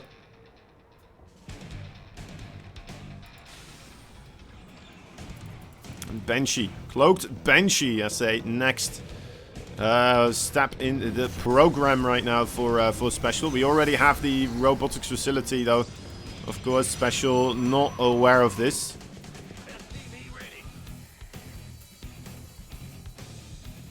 It's gonna need 2 Banshees as well, I believe. There's a shield battery in both these bases, yeah. Wait a moment. Oh, we do have a good amount of those Hellions, though. They get spotted by the War Prism. The War Prism is still continuing onwards, though. Those probes completely naked right now in their little nightgowns. Oh, I love that pickup there with the War Prism. That's something we just don't see enough, is it? Great way to safeguard those probes. Being able to save the day in that sense. Banshee, where is the Banshee? Let's take a gander. He's still coming across the field. Alright, 4 probes went down, but ultimately, I thought that was going to be a lot worse. Like, a lot worse.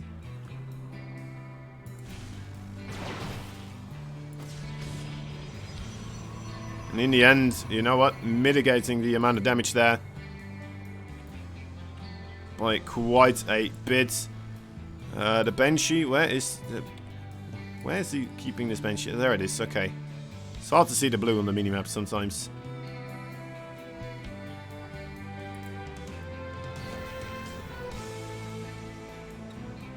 Just gonna keep the Banshee on my selection so I can just jump right to it whenever I need to.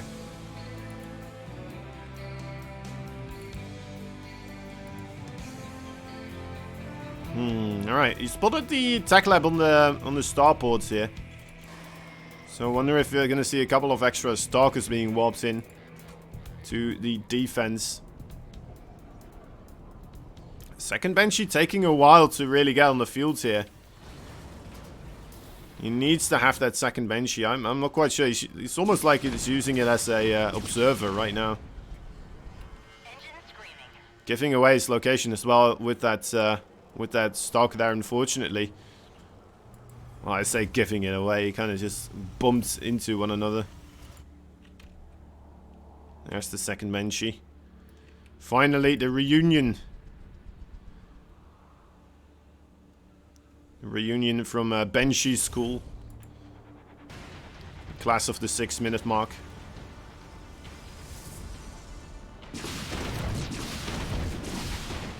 There you go. Alright, alright. This is starting to stack up quite a bit. This is doing a lot. In fact, even pulling these stalkers back right now. Surprised that trap was being that overall blatant with the stalker movements. Kind of moving forwards in a location where he knew there were benches on the map. And yet, still, he just kind of left his mineral lines a little bit exposed here. 13 workers, just like that. 4 and 9. Pretty sweet deal. And that is that War Prism here as well with a Colossus in. Looking to return the favor. Perhaps two-shotting these SCVs, of course. Wants to get a big connection on the bigger group of SCVs, but not quite going to be able to get on top of it. Raven was there as well to perhaps interference matrix the things here. The Banshees did get taken out as well while that was going on.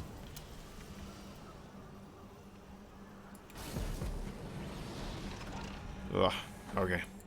There we go.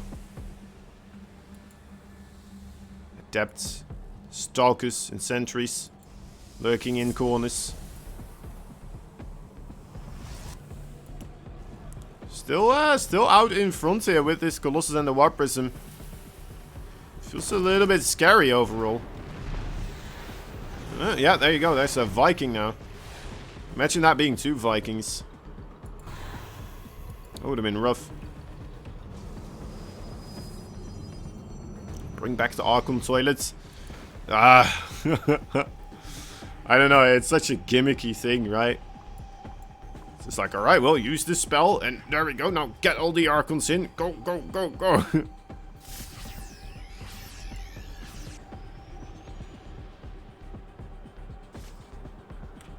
It was a fun one. It was a fun one, but maybe it would be cool if there's like a limited amount of units you can do in an Archon toilet.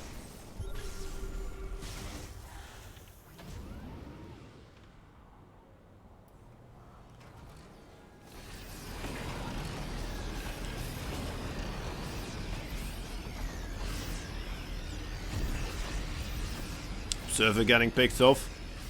Cyclone coming in at the right time. And, well, overall, I mean, I'm really digging Special's place in this game again, right? He's looking very sharp. He's dealt a ton of economic damage. Force fields here need to still buy himself a little bit of time. Not quite getting the force fields that he wants to. Waiting for the force fields at a later point in time. 2 interference matrices go down. Even interference matrixing an Archon right there. Gets the Raven, but ultimately he cannot afford to fight his army when the siege tanks are sieged. But then again, I mean, it's a smart move to try and keep these siege tanks forced to siege up at an earlier point in time. Losing a stalker there, that's pretty rough as well, actually. Not really what you want to see. Okay, cleans up 2 siege tanks before they really siege up and get to do anything here. But is there enough AoE damage still for Trap? I don't believe that there is. I think Special is coming in here with one hell of a punch. Oh, getting a little bit far removed from those siege tanks. They really need to start moving forward as well. The Medeffects are keeping the Marauders alive, though. Is it gonna be enough? The Disruptor, nice dodge on the Disruptor there. Not shooting his own Zealots either. Special. His supplies looking pretty darn sweet right now. Pushing absolutely everything across the fields. Marauders, Marines continuously being healed up. The medevacts are about to be empty on the energy, though. So it is gonna still get a little bit scrappy. Does he just barely not have enough? Maybe just micro backwards a little bit longer. I think he is going to be okay here. Just land the Vikings. Get another siege tank. There we go. Should be enough. This should be it, guys. I think Special has done it. And we're going to go into game number 5 right now. He's not letting up either. Not moving backwards. He knows. He knows he's in a good spot. There's another Colossus right now. He needs to stop targeting the the Nexus, though, of course. And that Colossi not quite getting the damage either. Right? The entire Zealot line already gone before it really gets past the Nexus. The Vikings do get picked off, though, but Liberator's here to take their place. And the Liberator's maybe even a little bit better in this situation rather than the Vikings. Don't just do well against Colossus, do well against the ground units overall. Stark is being warped in. Trap really does not want to lose this base. Okay, coming in here for another attempt. Shoots down one Liberator, the other one still standing, and there it is. GG. Special taking game number 4. Once again, off of the back of that bio play, finding himself a victory. Game number 5. Another game number 5 here, guys. Game number 5, Palooza. Non-stop, these guys just really going for it continuously, fighting to the very last breath of their opponent. And yeah, very, very close series overall. Special and Trap, both of them showcasing some wonderful plays overall. Those Banshees definitely bringing the victory there for Special. A bit of a weird one, though, of course, that we did see those Stalkers moving out when we did. But oh well.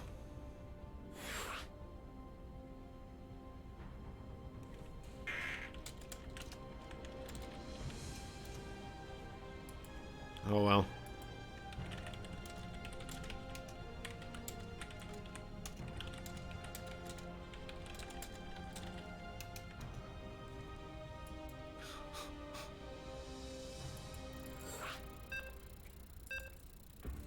All right. Trap and Special, game number 5. What more can a StarCraft 2 nerd ask for, right? Just a nice day overall. It's a little bit chilly. But, you know what? Other than that, pretty good. Pretty darn good. And these players, they have been giving us one hell of a show. Was surprised we saw Solo moving on against Stats as well. But you know what? That's just a cherry on top for me as a big Solo fan. I don't mind Stats winning either, though, to be fair. Don't get me wrong. Stats, one hell of a beast. One super fun player to watch. But anyway. Here we go. In the bottom left side, we have ourselves a red Protoss fighting for the Jinak Green Wingers. He is Trap. Top right side, we have a man running about with an SCV on the map here. Sending a second one. Is it time? It's the blue Terran player. It's not time. He's actually the Mexican who's residing in Korea for quite a while now. Anyway, he is a Special from Team Axon. Is there a break after this? Yeah, we'll have a short, like probably a couple of minutes. Not really all that much. Usually don't go on big breaks with these series.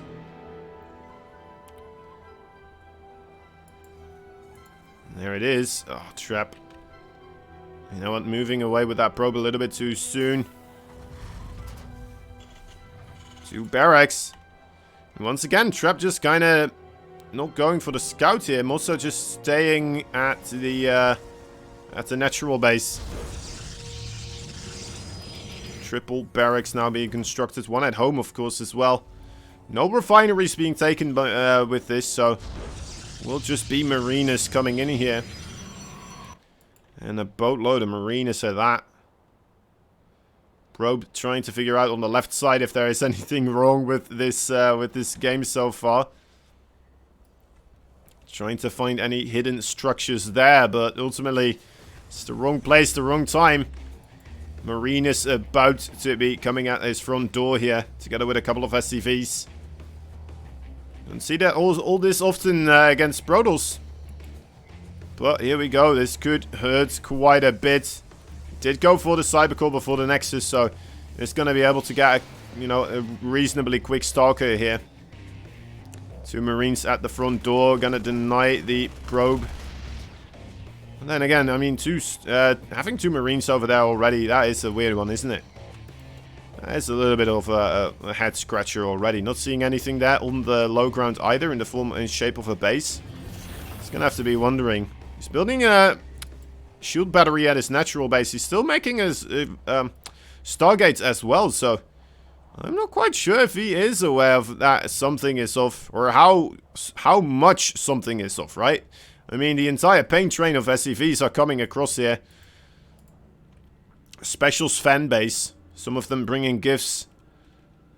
They're coming. Alright, here they are. The 5 Marines already right on top of the natural base. Just gonna run right on past. Want to get that Stalker as quickly as possible. Get on top of the production here. Shut it down as quickly as they can. I mean, if you do get yourself the kill on those pylons right there, very well could be game right here. The probe so far just sitting still at the mining places. Let's wait and see. There it is, the pressure on that pylon right there. If we do see that one fall, we still have another one, of course, a backup pylon. Another one now being under a lot of pressure. Will it go down before that Stalker gets out? Oh, the shield battery kicking in. Helping out quite a bit here. Only 3 Stalkers. The other shield battery, or the other pylon here, not quite ready yet to help out. I think maybe Trap has done it, though. The Marines moving very far forwards, but ultimately with a Void Ray here as well, and the Stalkers. There it is, GG. Special banking it all, and a little bit of an all-in, and blindsiding Trap there, but Trap with some magnificent overall crisis management, being able to shut it down, and taking out Special there. Special making it one hell of a close series, and oh well. Bit of a rough one, but ultimately, you know what, well played there by both those players. Special really showcasing that. He's pretty darn strong right now, especially in this matchup, it seems. Very, very capable of handling himself, and you know what, made it one hell of a show. Got a good amount of games in his favor as well. You know, especially some of those macro games where he didn't go mech. I really enjoyed watching those, and well, congratulations to Trap. Trap proving once again that, you know what, you can't all in a person of this caliber.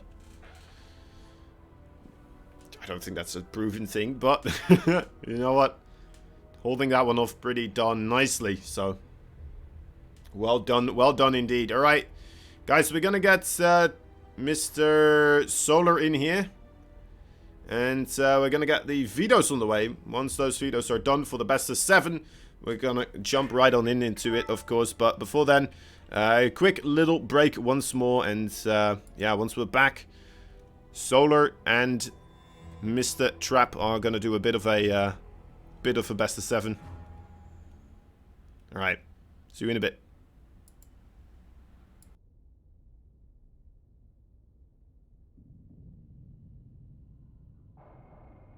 They're trying to sniper craft a whole lot less than it did, you know, previous games. There is no robo on the map whatsoever here. It is just charge lots. I mean, sure, it is 6 gates. Oh my god. Oh, charge lot. That is a massive play coming in from around here. And there we have it. Now we do have the Dorito cannon on the front, but now we have a massive surround here all over the place. And MaxTax looking to clean up Future as Future micros in the main base, but there's no healing left. And what a great force field here. Now, Future up on army supply when this started is now heinously down as these chargelets just get on top of everything that Future holds dear. And this push, well, it looks pretty stalled out.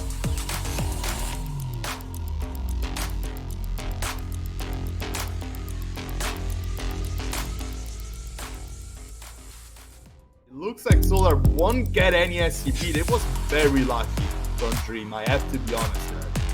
Having those SCVs exactly where he needed them, and the drones have to back off because they are faster than the Marine, so they will be able to retreat. But more drones are gonna be pulled. It looks like Solar this time is gonna be trying to block this bunker from ever existing. Here attacking the bunker, gonna be cancelled by Dream. A lot of SCV, a lot of drones are put into the action though, so that's already damage being dealt by Dream. Of course, Dream as well is losing quite a little bit of time and resources for this. 2 bunkers are gonna be dropped, but there are already 3 Marines attacking this actually right here, right now. The drones are here, ready to be pulled once the first few queens and blings are out. Here comes the pull, here comes the army, here comes Solar, getting on top of the Marines and getting them away from these bunkers. A clean surround coming from Solar. Dream gets out of that just in the brink of time he needed, but one of the SCVs is gonna fall. The second one is gonna barely complete this bunker. Good play by Dream. The first queen is out, and right now Solar has to retreat back into defensive stance, and Dream has accomplished his proxy. The bunker is in position, and the army of Solar needs to be completely pulled. He's gonna be able to deal with this by losing a lot of drones. First bunker is gonna go down right here, or maybe not. Too many Marines, too many drones are lost, too many links are down, and it looks like it's gonna be another GG goal by Solar.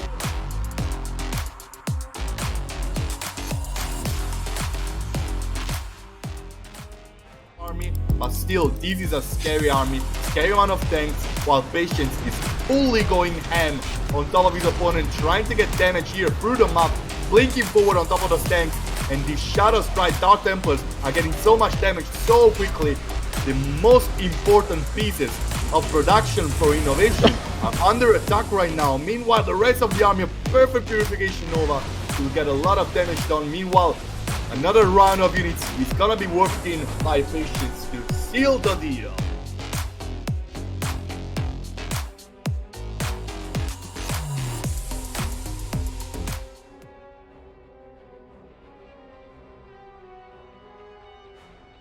Hello, I'm back. Welcome back. Thank you, me, for saying welcome to me when I'm back. I'm back! What's up? What's up, everybody? We're looking at a best of 7. Solar and Trap. They have chosen their maps. I'm not quite sure which ones, because they're all in Korean. One of these days I'm going to learn the map names in the Korean. Maybe I should just learn Korean overall. That could be an easy way out of that situation, that overall problem, that predicament, that incredible, irritating little thing right there, because I don't know Korean. That would help me knowing Korean, learning Korean overall. I'm digging myself a hole here in a overall conversation with myself. That's seems to be very avoidable. Anyway. We got ourselves one hell of a series coming up, I believe. It's going to come down to how aggressive Solar is going to be. We saw him going up against Stats as well in the macro game. Did manage to eke out the victory there, because Stats was just making a wrong call overall, I believe, with his army movement. I'm pretty certain that he felt confident that the carriers would win that fight there in the end, but ultimately it just wasn't enough. It wasn't enough with the extra corruptors coming in, continuously streaming across the map. And the forces that Stats did send across the field, not quite enough there to make it. Not quite enough to make it. So anyway, we're waiting for the next one to start here. Trap and Solar, of course. First game. Submarine again. These guys are really into submarine today. It's been seeing this. Wasn't this the first? Yeah, it's been the first map choice continuously. The third time. Is Solar again having the first pick here? Actually, let me see. A is Solar. Yeah, Solar again picking submarine as the first map. Interesting. Alright, well, let's see what he does on it this time around. Previous time we saw that roach attack, very aggressive overall coming in. Not quite working out though. Maybe this time it will work out for the blue Zerg right here in the bottom right side. He is from Kaiser Gaming. He is Solar. His opponent in the red right there is the Brodos. Top left side. He is nobody else but the Jin Air Green Wings Trap.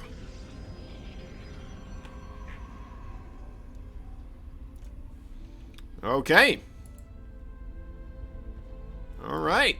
Once again, going for that hatch block here, it looks like.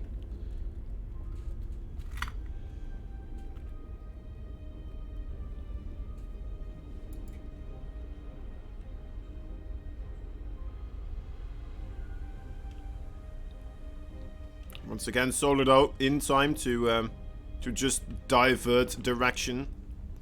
Take a quick left turn towards that third base and make it elsewhere.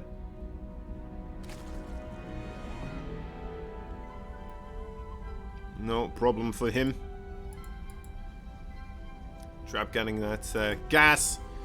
Wouldn't be surprised if he just goes straight into the Nexus after this one. Seeing how late that spawning pool is overall. For a spawning pool, it's not late, of course, but, well, it's not like a spawning pool first, is what I'm trying to say.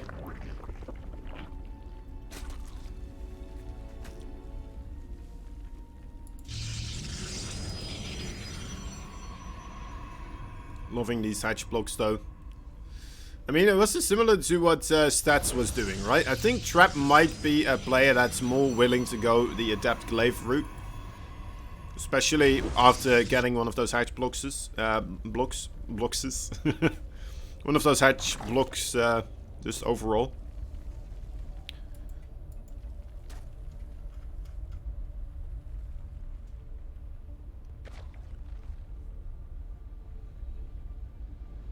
Kevin and the crew going towards that new base.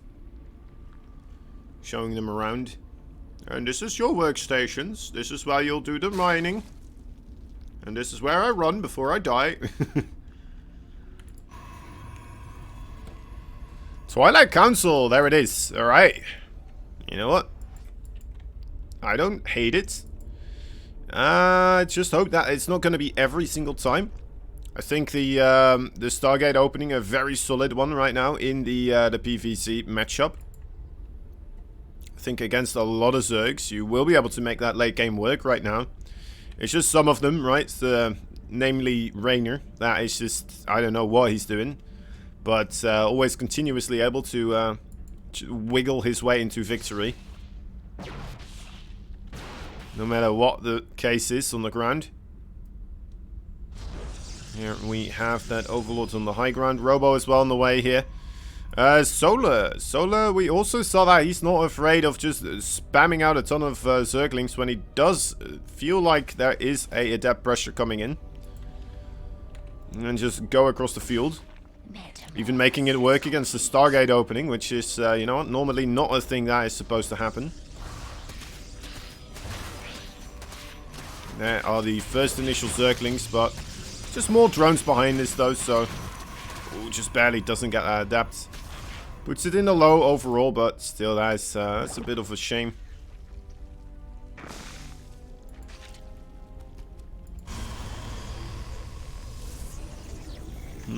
Alright. So Trap starting to ramp up here a little bit, of course.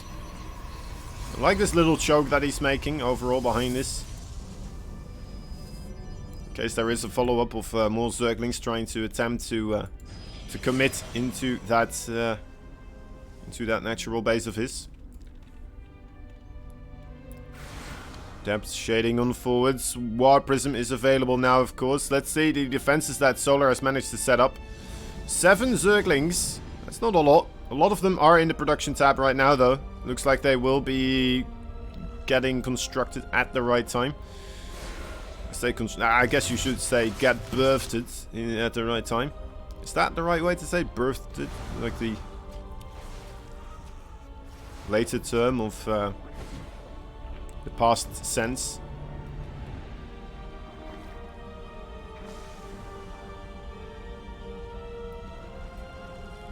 You know, these adepts so far not quite getting much done.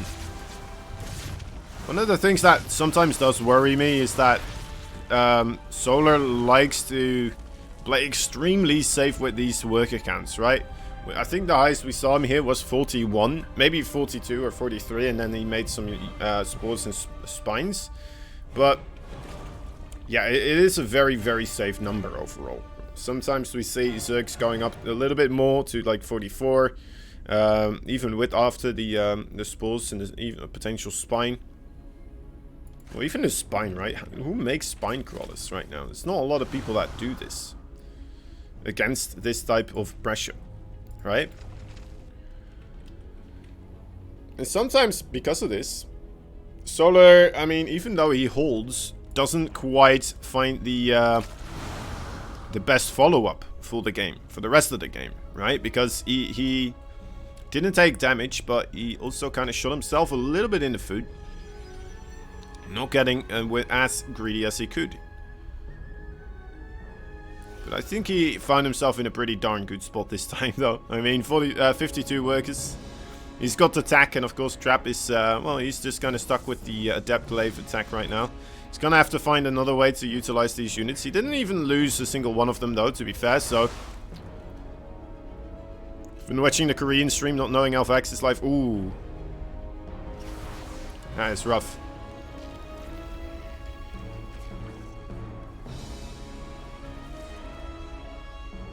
Wondering if I did actually...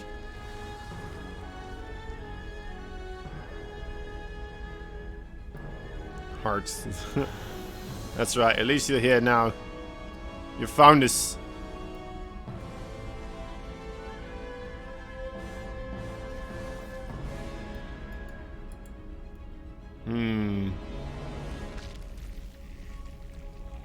Alright, anyway, moving on through. Trap not getting aggressive either with these units. I thought for a moment we may see this happening, right? We may see Trap starting to get aggressive with those added in Immortals here, the sentries. Well, this is awkward. Those two probes. The two probes, the Immortal and the Adept. It's like at the start of a really bad adult film.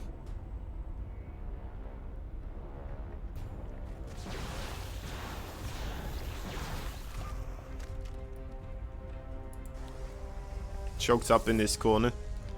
They're waiting for the DMV to open up or something.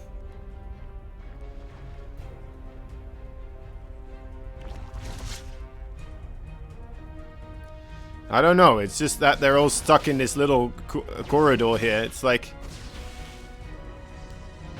It just feels weird to me. It's hard to believe Stats lost the special. Well, it would be, if that was the case. Solar. Oh, yes. That is... I mean, Solar's a really good player, though. I mean... I absolutely love Solar. He's fantastic right now as well. And... I mean, there's always the potential. I do think, though, to be fair, that probably should have won one game that he lost. I think that was a little bit of a... like, one of those late game situations where you're like, alright, well, I could just try to take a fight here, I could take a fight here, I can split up my units this way or this way, and then just a couple of just decisions that didn't quite work out for him.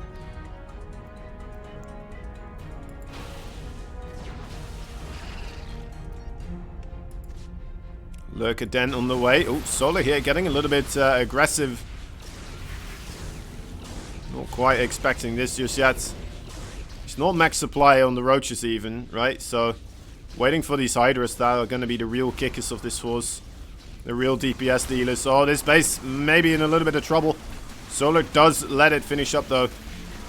Certain that he will be able to get there in time. Save the day. Does manage to do so, but that actually now a little bit low, right? Not going to have as much response time the next time it's going to be in trouble.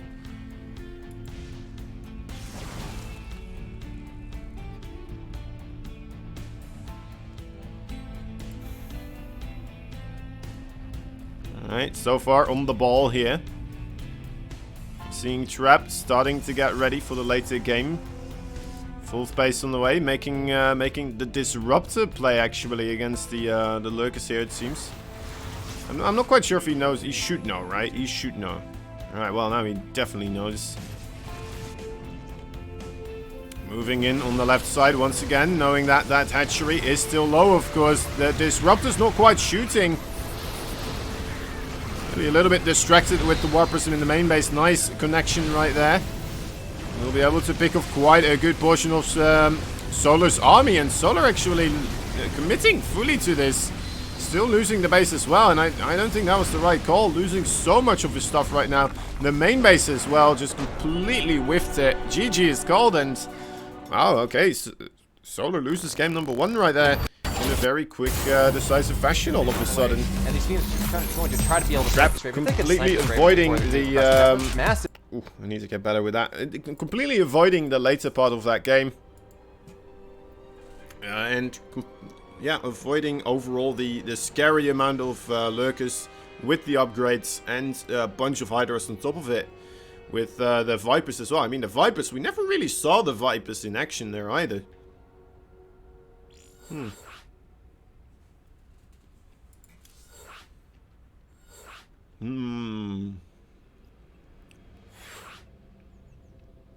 So yeah. So Trap, wonderful, wonderful connection there with his army. And Solar, maybe a little bit too aggressive, trying to defend there on that base, which he had no real business of trying to defend. The army of Trap was already on top of it. Not much he could do at that moment in time. Didn't have the creep spread to tell him that that was on the way either. Didn't have a roach circling anything there to let him know and set up his lurkers before it actually got on top of the hatchery. You know what? That way you can make use of that choke points with the lurkers. It's a lot easier to get the biles where you want. You don't have to push into the Protoss and then suffer the consequences of any type of force fields that may or may not just ruin your day. Which I feel like was kind of the case there. And of course those Colossi as well, wailing away together with the Disruptors on any type of unit that tried to squeeze themselves between the hatchery and that a little corner of the wall somewhere. Anyway, 1 point on the board now for the red Protoss in the bottom left side. He is the one and only Jinnak Greenwings Trap. His opponent in the top right side, he is the blue Zerg player fighting for Kaisi Gaming. I remembered. Kaisi Gamer. He is Solar. Oh, might be able to get his natural up here with the 15 hedge. There we go. Getting quite angsty. Doesn't want to let that get blocked again here. Solar, one of the players that just doesn't like to be thrown off rhythm, it looks like.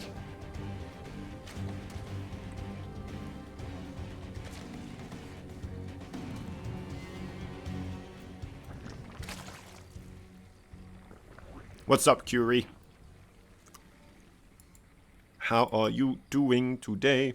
Good to see you back. Good to have you with us again. We've had some pretty crazy games so far here. Some long ones, some short ones. But most importantly, we've gone into the ace match every single time so far. So, you know what? By definition, that means we should be having ourselves a game number 7 here. If the equations are right and the math checks out, game number 7 should be a guaranteed thing in this one. I don't think I've ever done any wrong maths. Mainly because I don't do that much math, but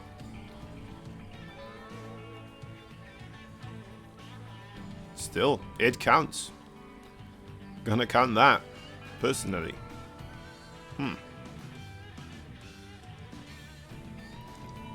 Right, let me think. Let me think this through.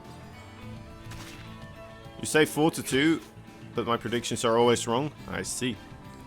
I mean, it's rough to get a correct prediction, right? It's quite rough. Stargate, by the way. I mean, he didn't get the block on the natural base. Maybe it's just a map thing, right? Why Solar is going for the natural base here a lot earlier from the 15 supply. Because this map is notorious for the adept pressures. So many great angles for them to come in. A lot of ways to abuse the shades over here. And of course a great main base place as well to get that War Prism up into. And provide even more firepower. Solar's still a little bit in the dark concerning what is being built here by Trap. Would be nice, of course, to see this. Realize that he doesn't have to invest that much into the Adept Glaive defenses, which will be the more standard startup here for any type of Zerg, of course. Trying to spot anything moving out on the fields there. I think he saw that Oracle. Is going to see it now. Oh, no. I'm not quite sure if he saw it. We're not seeing Spore Crawlers being made. It really was just a small second there. Not even a second, perhaps. Okay, there is the Spore Crawler right now. That is still a common thing to do, even with the anticipation of those adepts. Okay, still going to be able to come in here. Spore Crawler's not quite ready yet, and that's going to allow this Oracle to pick up 5 workers, 6? 6 workers, very nice. Very solid indeed, 6 workers like that. Sign me up every single day. It's not a bad thing at all. Behind this, getting himself a 3rd base as well, the robotics facility. Another Oracle coming in here, taking out 2 more, 3. Yeah, well, I think that's 3. Right, yeah, that's 3 more.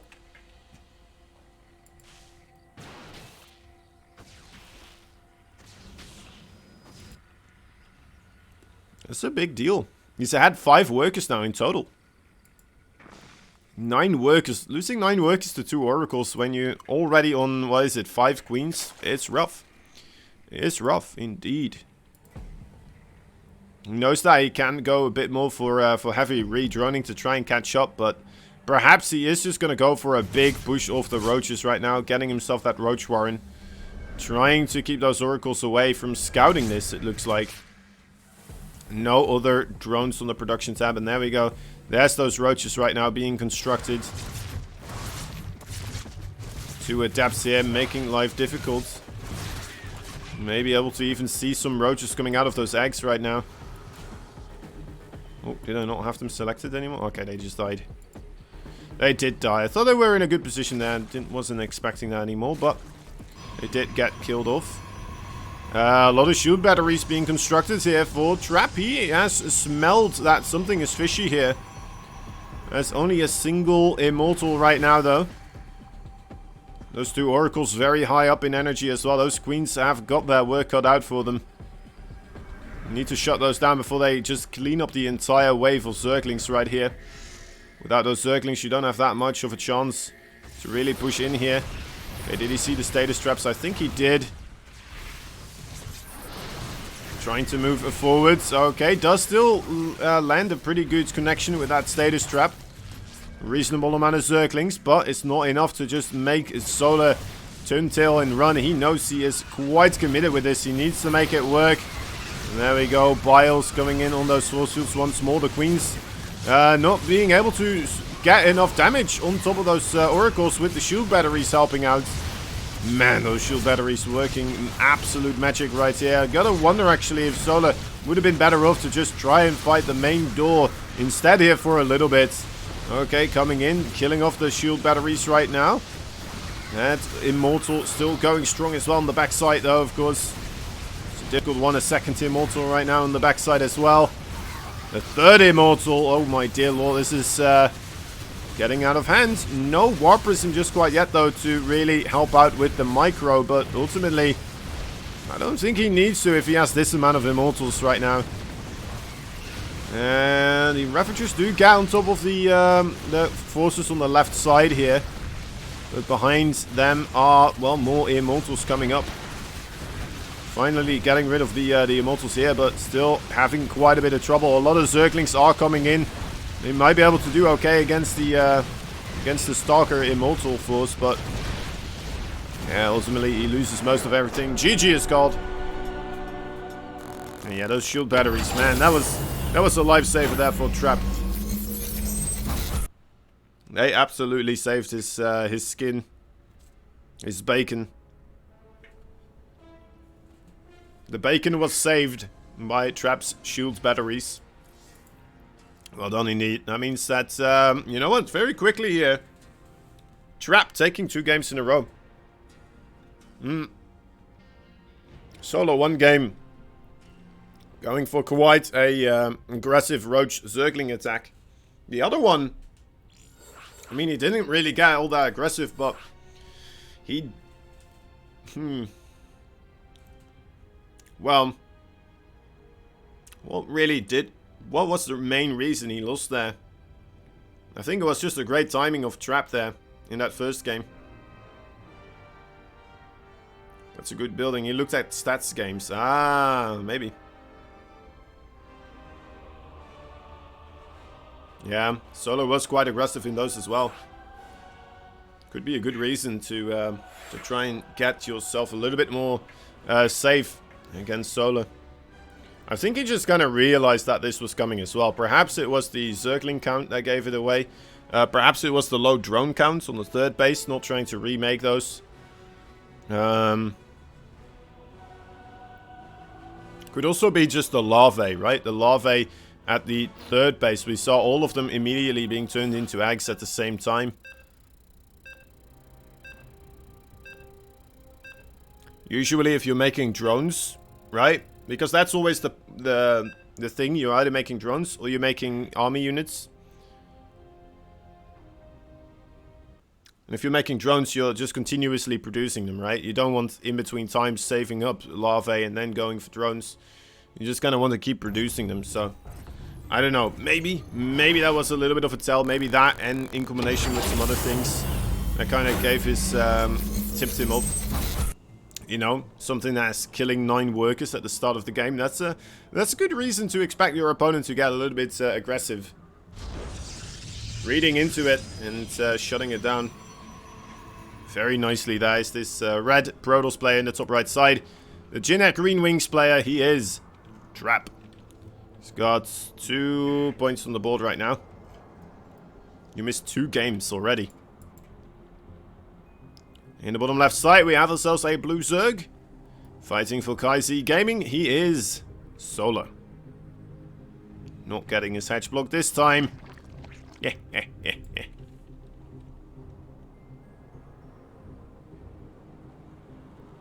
Game number 1, we saw Solar trying to go for the transition into Zerg late game.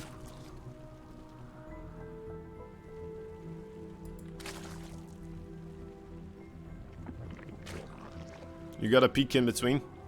Alright.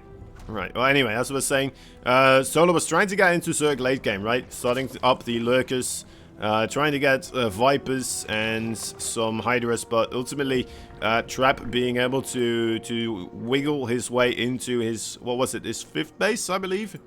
5th or 4th base. And just shut it down quite heavily.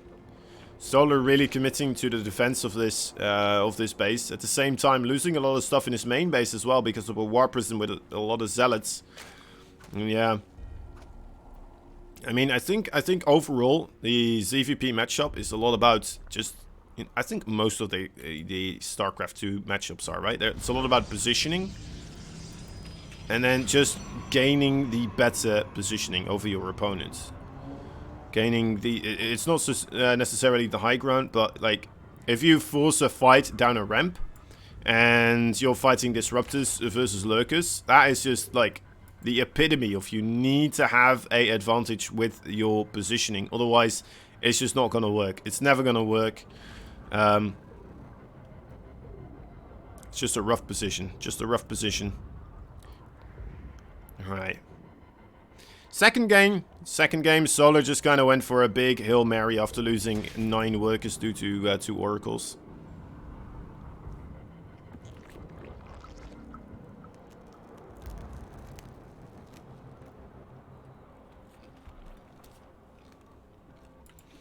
And it failed. Trap went for, what was it? Six shield batteries. Chronoing out immortals. Man, that was a lot of immortal.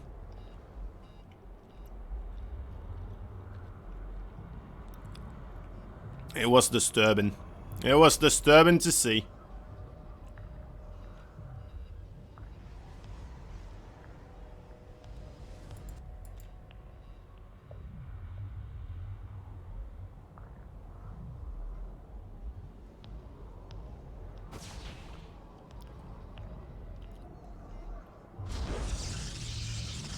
Alright.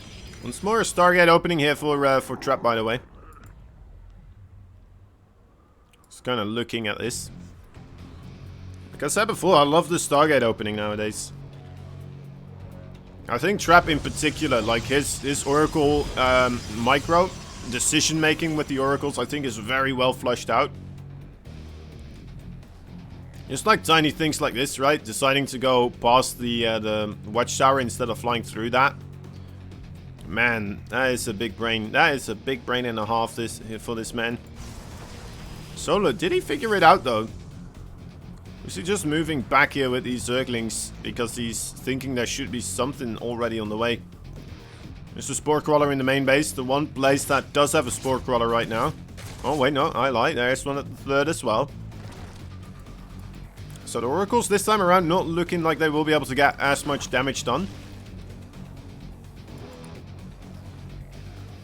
Immediately realizing it is target, moves those Zerglings back across the field. Wants to check if there's a third base on the way. There it is. Good scouts, good scouts. Crucial information. Roachhorn still in production here. Keep our eye on that production tab. If we see those drones going away, that means we may be seeing a big attack of roaches. But he's building 12 more drones right now, so hard to believe that would be anything aggressive. Also, we're seeing the delay attack being resurged. Solar getting ready for the later part of this game. Does not want to lose another game here. I mean, a 2-1 score in a best of 7, that's doable, you know, that's definitely doable. But ultimately, 3-0, oof, that is going to be rough.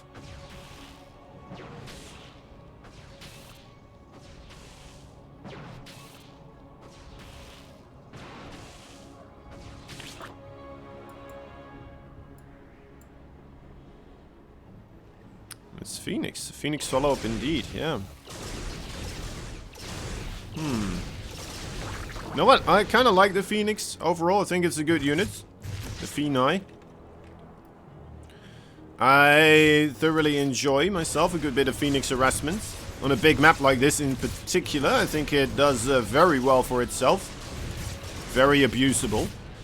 It's already 2 Spore Crawlers here, but still 5 workers go down just like that. Not a single Phoenix was hurt in the pro. Well, a little bit hurt. Just some scratches. Just a plating wound. But, alright, so the thing about these Phoenixes, right? Now that late game PvZ has become a little bit more, well, regular, right? Fleshed out overall. People start to realize it's doable for Protoss. They can make it go there. If he already starts like +1 air weapons right now, you know, for the Phoenixes, he's already benefiting from it. And he's going to be more set up, or more quickly set up, with the upgrades for his carriers at the very late game.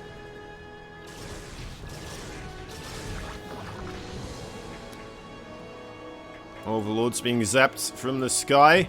A couple of Zerglings here looking for a bit of harassment potentially. See, there's no 4th base just quite yet. And a wall that is protected by quite a good couple of people. Quite a good couple of people. And yeah, where do you go here as Solar? I think you just do go indeed for that later game attack. You have to get the Lurkers. You have to get the Hydras. With the air army already so heavily on the way though, you may want to consider going a bit more heavy into the Hydras, or staying more heavy onto Hydra attack. Oof. Oof. These Phoenix full workers just like that. Gone. Once more.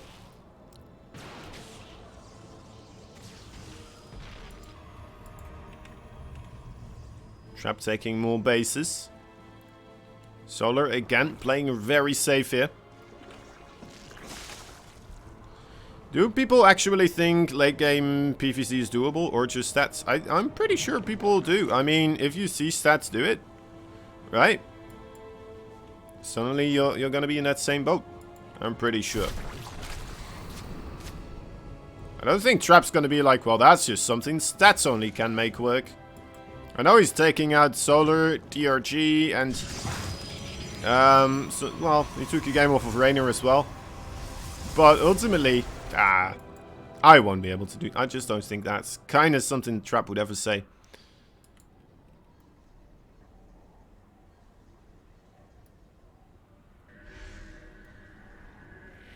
Yeah, there's a lot of tax structures that that need to be ready. Tax switches as well. But I believe that is doable as well. And I think, you know what, Trap here finding himself in a pretty reasonable spot to get started with it. He's adding in 2 more Stargates right now, though. This could still be a problem, right? He's not quite ready with a massive force at the moment. He has a good amount of these High Templar, though. We saw those always being absolutely crucial for the defense earlier on here for stats. Phoenix is on the bottom side, trying to divert some attention. So working as well rather nicely. Looks like the Phoenix helping out quite a bit here. A couple of Zealots also coming in, but now of course the reinforcements for Solar right here, ready to try and deal with those with the Phoenix. The Zealots suddenly not going to be as useful in this situation anymore. And there come the carriers right now with the mothership.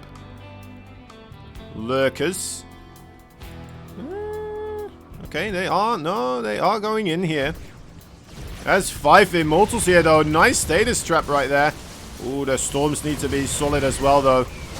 Careful for those links. No Colossi or anything here. No Adepts or Zealots to really help out against these Zerglings. Only the Storm really available. Phoenix here trying to grab a Lurker or 2 as the status trap ends. Not quite being able to find some real damage though. Hydra's already there, ready to protect. Trap just gonna go for a base trade right now. Interesting. Well, finds a good cluster of Roaches and Hydras here. Ooh, not the greatest force fields though. And this is forcing Solar backwards once more, with quite a good portion of his forces. This gives the opportunity for Trap perhaps to come in here with those carriers, even though they are low on number. You should be able to clean up the small amount of Hydras right here. Oh, the big fight on the left side. Oh, that's a lot of High Templar there. Just catching the end of that one. Being shot down by those Lurkers. There's the recall as well. You know what? Trap did do a little bit of damage there overall, right? Killing off 12 workers. Equaling the worker count once more. 1 Lurker still in this mineral lane though. Oh, that needs to be dealt with. But at the same time, a big attack on the left side as well. Oh, Trap's losing workers. I don't think he knows. I'm pretty sure he doesn't know. He's still losing them. He's losing them rapidly. This entire base just being mauled right now. Ooh, 13 kills on that 1 Lurker right there. At the same time, these Lurkers of Solar are in a lot of trouble as well, though. A couple of them are falling. But it's going to be a lot easier now for Solar to reclaim his army units after, well, not taking as much economic damage. Although, you know, this is embarrassing, isn't it?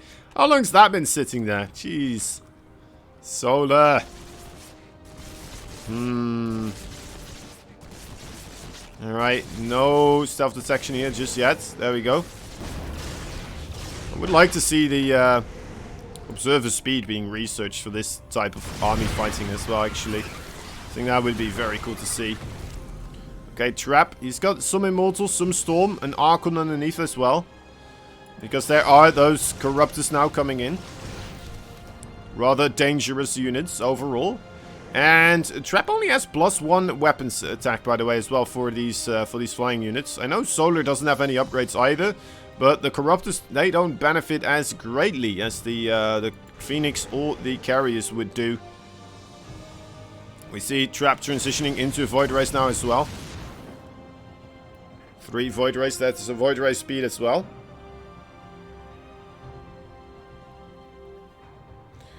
By tech switch, I also mean be able to switch unit composition. I see. But also, you don't know shit. Alright. It's all good, dude. Most of us don't know a lot about StarCraft, right? We're just all learning this as we go along. Nice couple of pickoffs on those lurkers there. High Templar need to be ready to start storming the ever bejesus out of those Hydras.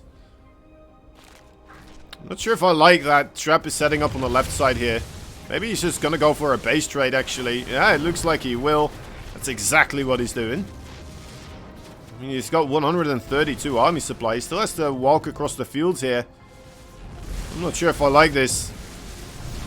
But he is getting the reinforcements of Solar right now. The Solar's been forced backwards before. I'm not quite sure if he's gonna do it again, though. As long as Trap kills off a good amount of bases, he will, of course, still be able to just recall. And then one of the greatest strengths of Berserk, right? The instant remax is no longer going to be an issue here because he just doesn't have the money for it. Even after just losing these 2 bases, a couple of Zealots is going to be enough here as well in this other base. Solar realizing that he just doesn't have the army to really make this work. It's going to be a rough one, and bam! There is that force cleaning up all those lurkers. GG is called. Trap takes this one.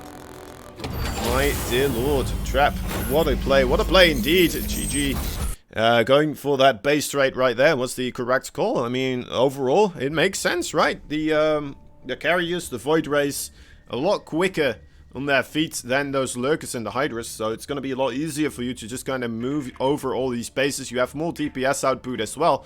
And as long as you don't take a bad trade against those lurkers with your ground units, you should be okay. Or against the Corruptors as well, of course. That is rough. That is extremely rough, though, for Solar. Puts Trap on the match point here. And Solar, he's tried a little bit of everything, right? He's lost in the early game, he's lost in the mid game, and now he's lost in the late game as well. I mean, what is left for Solar to try? Night Swim? Swarm Host? Just an entire different route? I don't know. Maybe he's gonna try something similar as we saw before. Some of those games did feel a little bit more winnable than other ones. I think that last one as well, in a way, just a couple of different maneuvers there as well. Probably would have been able to take victory there, but ultimately Trap just too solid on his decision making.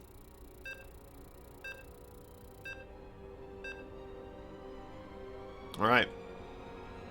Game number 4. Are we going to see a clean sweep here? After 2 best-of-5s going to the final ace match. Are we actually going to see a game just not going anywhere, really? It's kind of sticking around here. Alright, well. He's been doing pretty solid so far. 3 points on the board. The Red Brodals, he is. Trap. Spawning on Dafar right here in the bottom right. Top left, his opponents. On his last legs. I mean, he needs to make something work here. He needs to figure out how he's going to do it as quickly as possible. He's the blue Zerg for the Kaisi Gamers. He is Solar.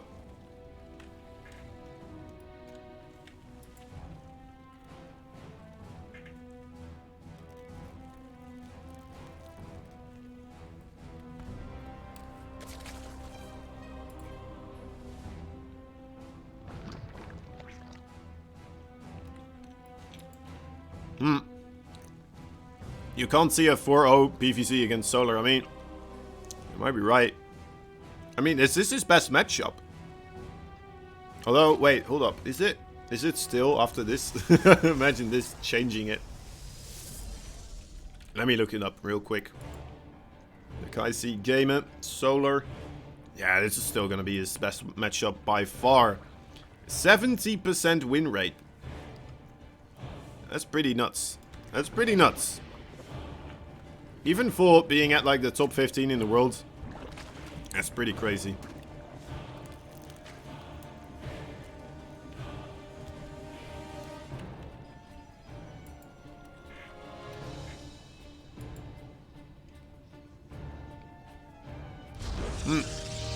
That's higher than Rainer's.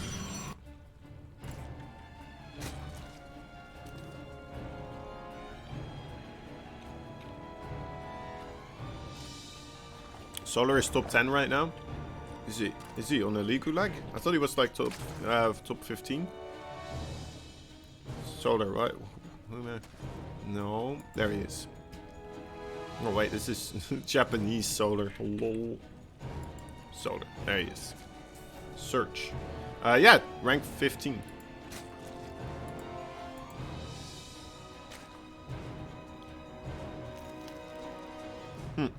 Oh! Another Stargate.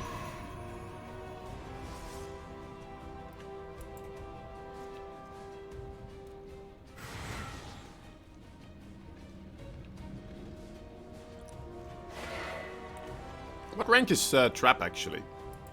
Let's check Trap as well. Let's be fair. Let's check both these players there at League Lag. Trap? Yeah, with only 56 win percentage here in the PVC. Now that doesn't say everything, of course.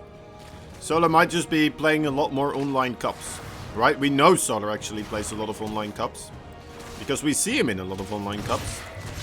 And then Trap might just be a little bit more of a big tournament player, right? So then already it's a difference whether, you know, you're playing against the top 100 player base continuously, or if you're dipping into a lot of matches that are below that overall ranking, right? It's a clear difference. So you can get your overall ranking a little bit more padded, well, at least the win percentage, but then your ranking is not gonna go up as much either because, well, you're beating players that are significantly lower on the strength scale. The scale of strength.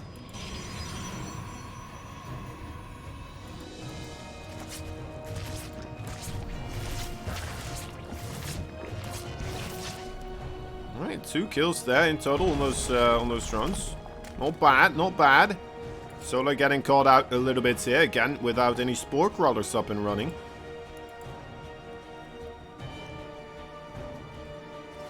A little bit of a familiar sight right now.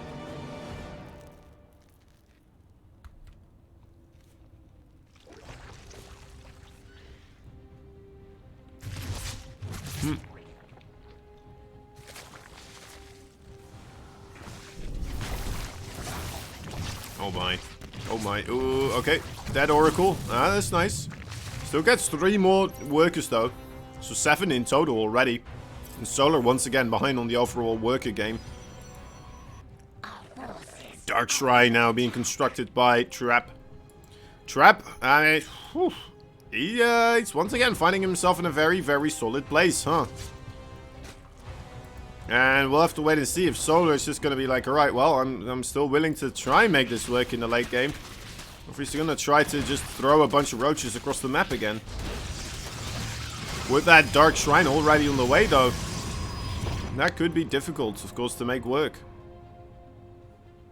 Not quite sure if he's going to bring an Overseer, if he will. That is,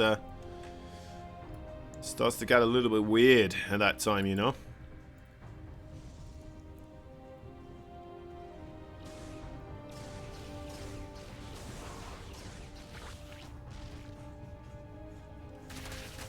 Huh. Solar actually... Oh, no, wait, never mind. I thought he was supply block there, but it's only for a second. Overlord must have finished up after I saw that. Alright, anyway.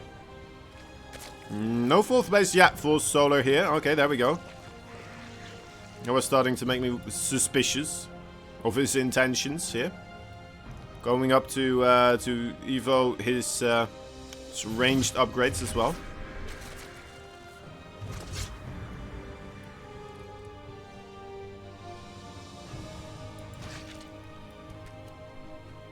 Hydra Den and Infestation Pit at the same time. We all know what that means, don't we? I think we do. I think we do. You know, there's going to be a lot of lurkers later on in this game. Solar just steamrolling towards that late game army composition here. And Trap is response so far. He's going for a robotics base, sticking more on the ground unit attack so far. Actually, he's going up to triple robo right now, isn't he? Yeah, he is. My dear lord. Triple robo. Triple robo all the way. Disruptors. Is he going to start making double Disruptor and Immortal production? Is that the plan here? Or triple Immortal production? That would be pretty good as well.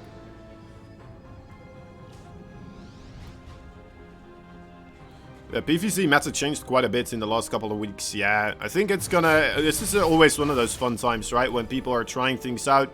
They're checking what works, what doesn't work. And I think we're going to see a couple more changes overall in how you really make this work. Later on, of course, people are going to get better as well, just controlling these army compositions. They know what will work, what fights to take, and what fights not to take. And then perhaps we'll see, like, maybe some infestors being added in, or vipers, you know, because people get more comfortable using these forces. And they can incorporate another unit into the control mix. Alright. Quite a big ball of Stalkers here. Moving a little bit forward. Do get caught out there with the Zerglings ready to jump on top of them. Nice blink away though. Does save the day. I'm gonna commit to the left side of things. Only has three disruptors and a single immortal here as the robo attack. Thought we were going to see a little bit more, seeing we have 3 robotics facilities. But hey, alright, counterattack for Solar here, Zerglings. Not quite getting anything done though, unfortunately. Oh, snap. Oh, nice dodge there with the lurkers. Jumping up out of the ground right now. Not yet with their ultimate upgrades though. Doesn't even have the ranged upgrade here. So that's going to be rough. You know what? Trap here looking pretty darn solid. The lurkers were not ready for this advancement of Protoss units here. Now they're behind the hatchery. Okay, ranged upgrade does finish now. Does not lose another lurker either. And Trap moves a little bit further backwards here. Gonna try to find a different angle. It is a rather difficult one to push into after all. Up this ramp. I don't think this is gonna work. It's a little bit more dicey. Oh, 3 of those lurkers though. Oh, another disruptor shot. Absolutely massive here. Trap, are you kidding me? Well, that's the Make-A-Wish Protoss right here.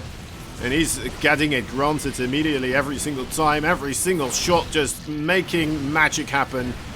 Oh my dear lord. Alright, well, nice harpoons there on the disruptors though. But ultimately, he's losing so much of his valuable units. There's only, how many lurks are still remaining? 4? Okay, well, I mean, he's still getting pushed backwards here. The Lynx buying enough time for those, the Hydras and the Roaches really to dink away and chip away at those Protoss forces. That's gonna have to be a positive trade, right? For Trap. Just can't imagine that not being positive. I mean, he's far ahead in the overall mineral loss, but... Okay, there we go. Another 2 of those lurkers gone. Getting the egg as well it's transforming. Keeping Solar on this full basis. As Trap right now is making a 5th and a 6th.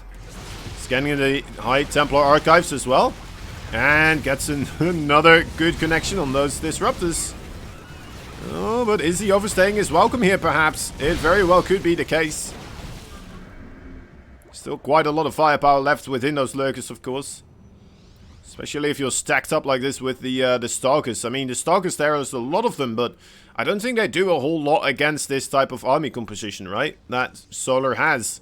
They are mostly just the meat shields when you're trying to deal the damage with those disruptors. Because look at that. That's just like half of these lurkers getting a shot off. And immediately half the HP of those Stalkers is gone. Of so many of them as well. Okay, cleaning up the creep here. That's a smart choice as well. deny the vision of Solar. That's a big deal when somebody's playing against those types of lurker plays, right? You need to deny that vision. Oh, the lurker's really getting on top of this army now, though. The disruptors do not have that blink ability and will get caught out. 2 of them immediately gone and dusted. Let's see whether or not this is going to be a positive overall for Solar in the long run, though. With a trap behind this. Just getting miles and miles of mileage. Miles and miles of mileage. He's getting very far ahead in the economics, right? Taking 2 more bases here. He's going to be able to pick off this hatchery as well. It doesn't actually go for the pickoff here. Very surprised he didn't just turn around a couple of stalkers there for the final shot, but he can still try later on, of course, here. It's going to force a lot of Solar's units to stick on that right side now. As if he doesn't, well, that hatchery is going to fall. The second attempt here of these stalkers. There they go. A blink forwards. Bit of a misjudgment there of the amount of lurkers that were in the ground. Disruptors. Disruptors may also be able to just clean up the overall forces there. Oop. Nice dodge. Lurkers staying alive. This is a weird game overall so far. Let's take a look at the units lost tab once more. Yeah, still in favor for Trap at the moment. Solar has like no creep. I mean, the army of the Protoss has been sitting in front of his base continuously. It's a very rough position. And, I mean, Trap, he had so many great trades there at the start of all of this. Before the, oh, that is nasty though. That's a lot of High Templar there getting caught out. I wanted to zoom out more, but apparently we're kind of stuck with this at the moment, this range. Oh, that's a lot of Immortals. Hello. That is a ton of firepower, bringing out the big guns right now. They should be able to do rather nicely against those lurkers. You need to have a good ball of Hydralists to really fight off against those Immortals. Look at how long they just stay alive, even on top of that many lurkers. Alright, well, Solar not out of this yet here. He's found himself a great position overall. Is he going to move backwards, though, to try and deal with this army? I think he just sits on top of his lurkers here. There's no real reason not to make use of those lurkers. He's moving. Oh, my dear lord. Okay, he's trying to get this engagement going. You got to stay on top of the lurkers, man. Okay, okay. Maybe he made a little bit of a mistake. Alright, well... yeah. As a GG. He was losing stuff over here as well, by the way. His third base, once again, under a lot of attack. Trap! Trap! The monstrosity that he is. Even when Solar took out stats there in a best of 5, Trap just making that look incredibly easy. GG is called, and Solar gets kicked out. 4-0ing Solar, in fact. So, very, very well played there by Trap. Congratulations to him. 4-0 in PvC. That's not something you see every day. That's true. Is this something we'll have to be concerned about for Trap in the future?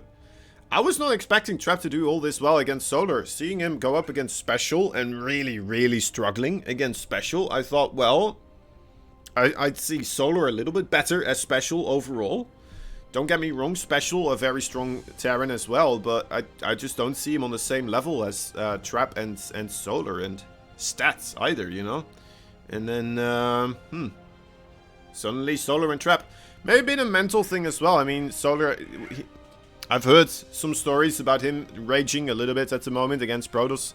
Maybe he just doesn't find the matchup to be completely fair. Maybe he's just having a little bit of a mental block, and that could get in the way as well, of course. Makes you stop seeing opportunities where opportunities arise. And, yeah, I don't know. It's weird, though, because he just did take out stats in a rather nice series as well. Got very close overall. I think stats should have won still, ultimately. But, I mean, Solar, he beat him, right? So, yeah. I don't know what to make of this. Anyway, guys. Thank you for watching. I'm really Kozen. I'm going to be heading off right now. And, yeah. Thank you so much for watching. Decide whether or not you want to give a follow to the channel over here. I also stream on a Trovo channel called Kozen. I'm sometimes on, so you can check that one out as well if you want to drop a follow there. That would be appreciated. Also the Mecherino, right? If you haven't already, check out that Mecherino. Fill in that code. Help out StarCraft 2. Make your day a little bit brighter by helping out the scene. And yeah, have a good one. Bye-bye.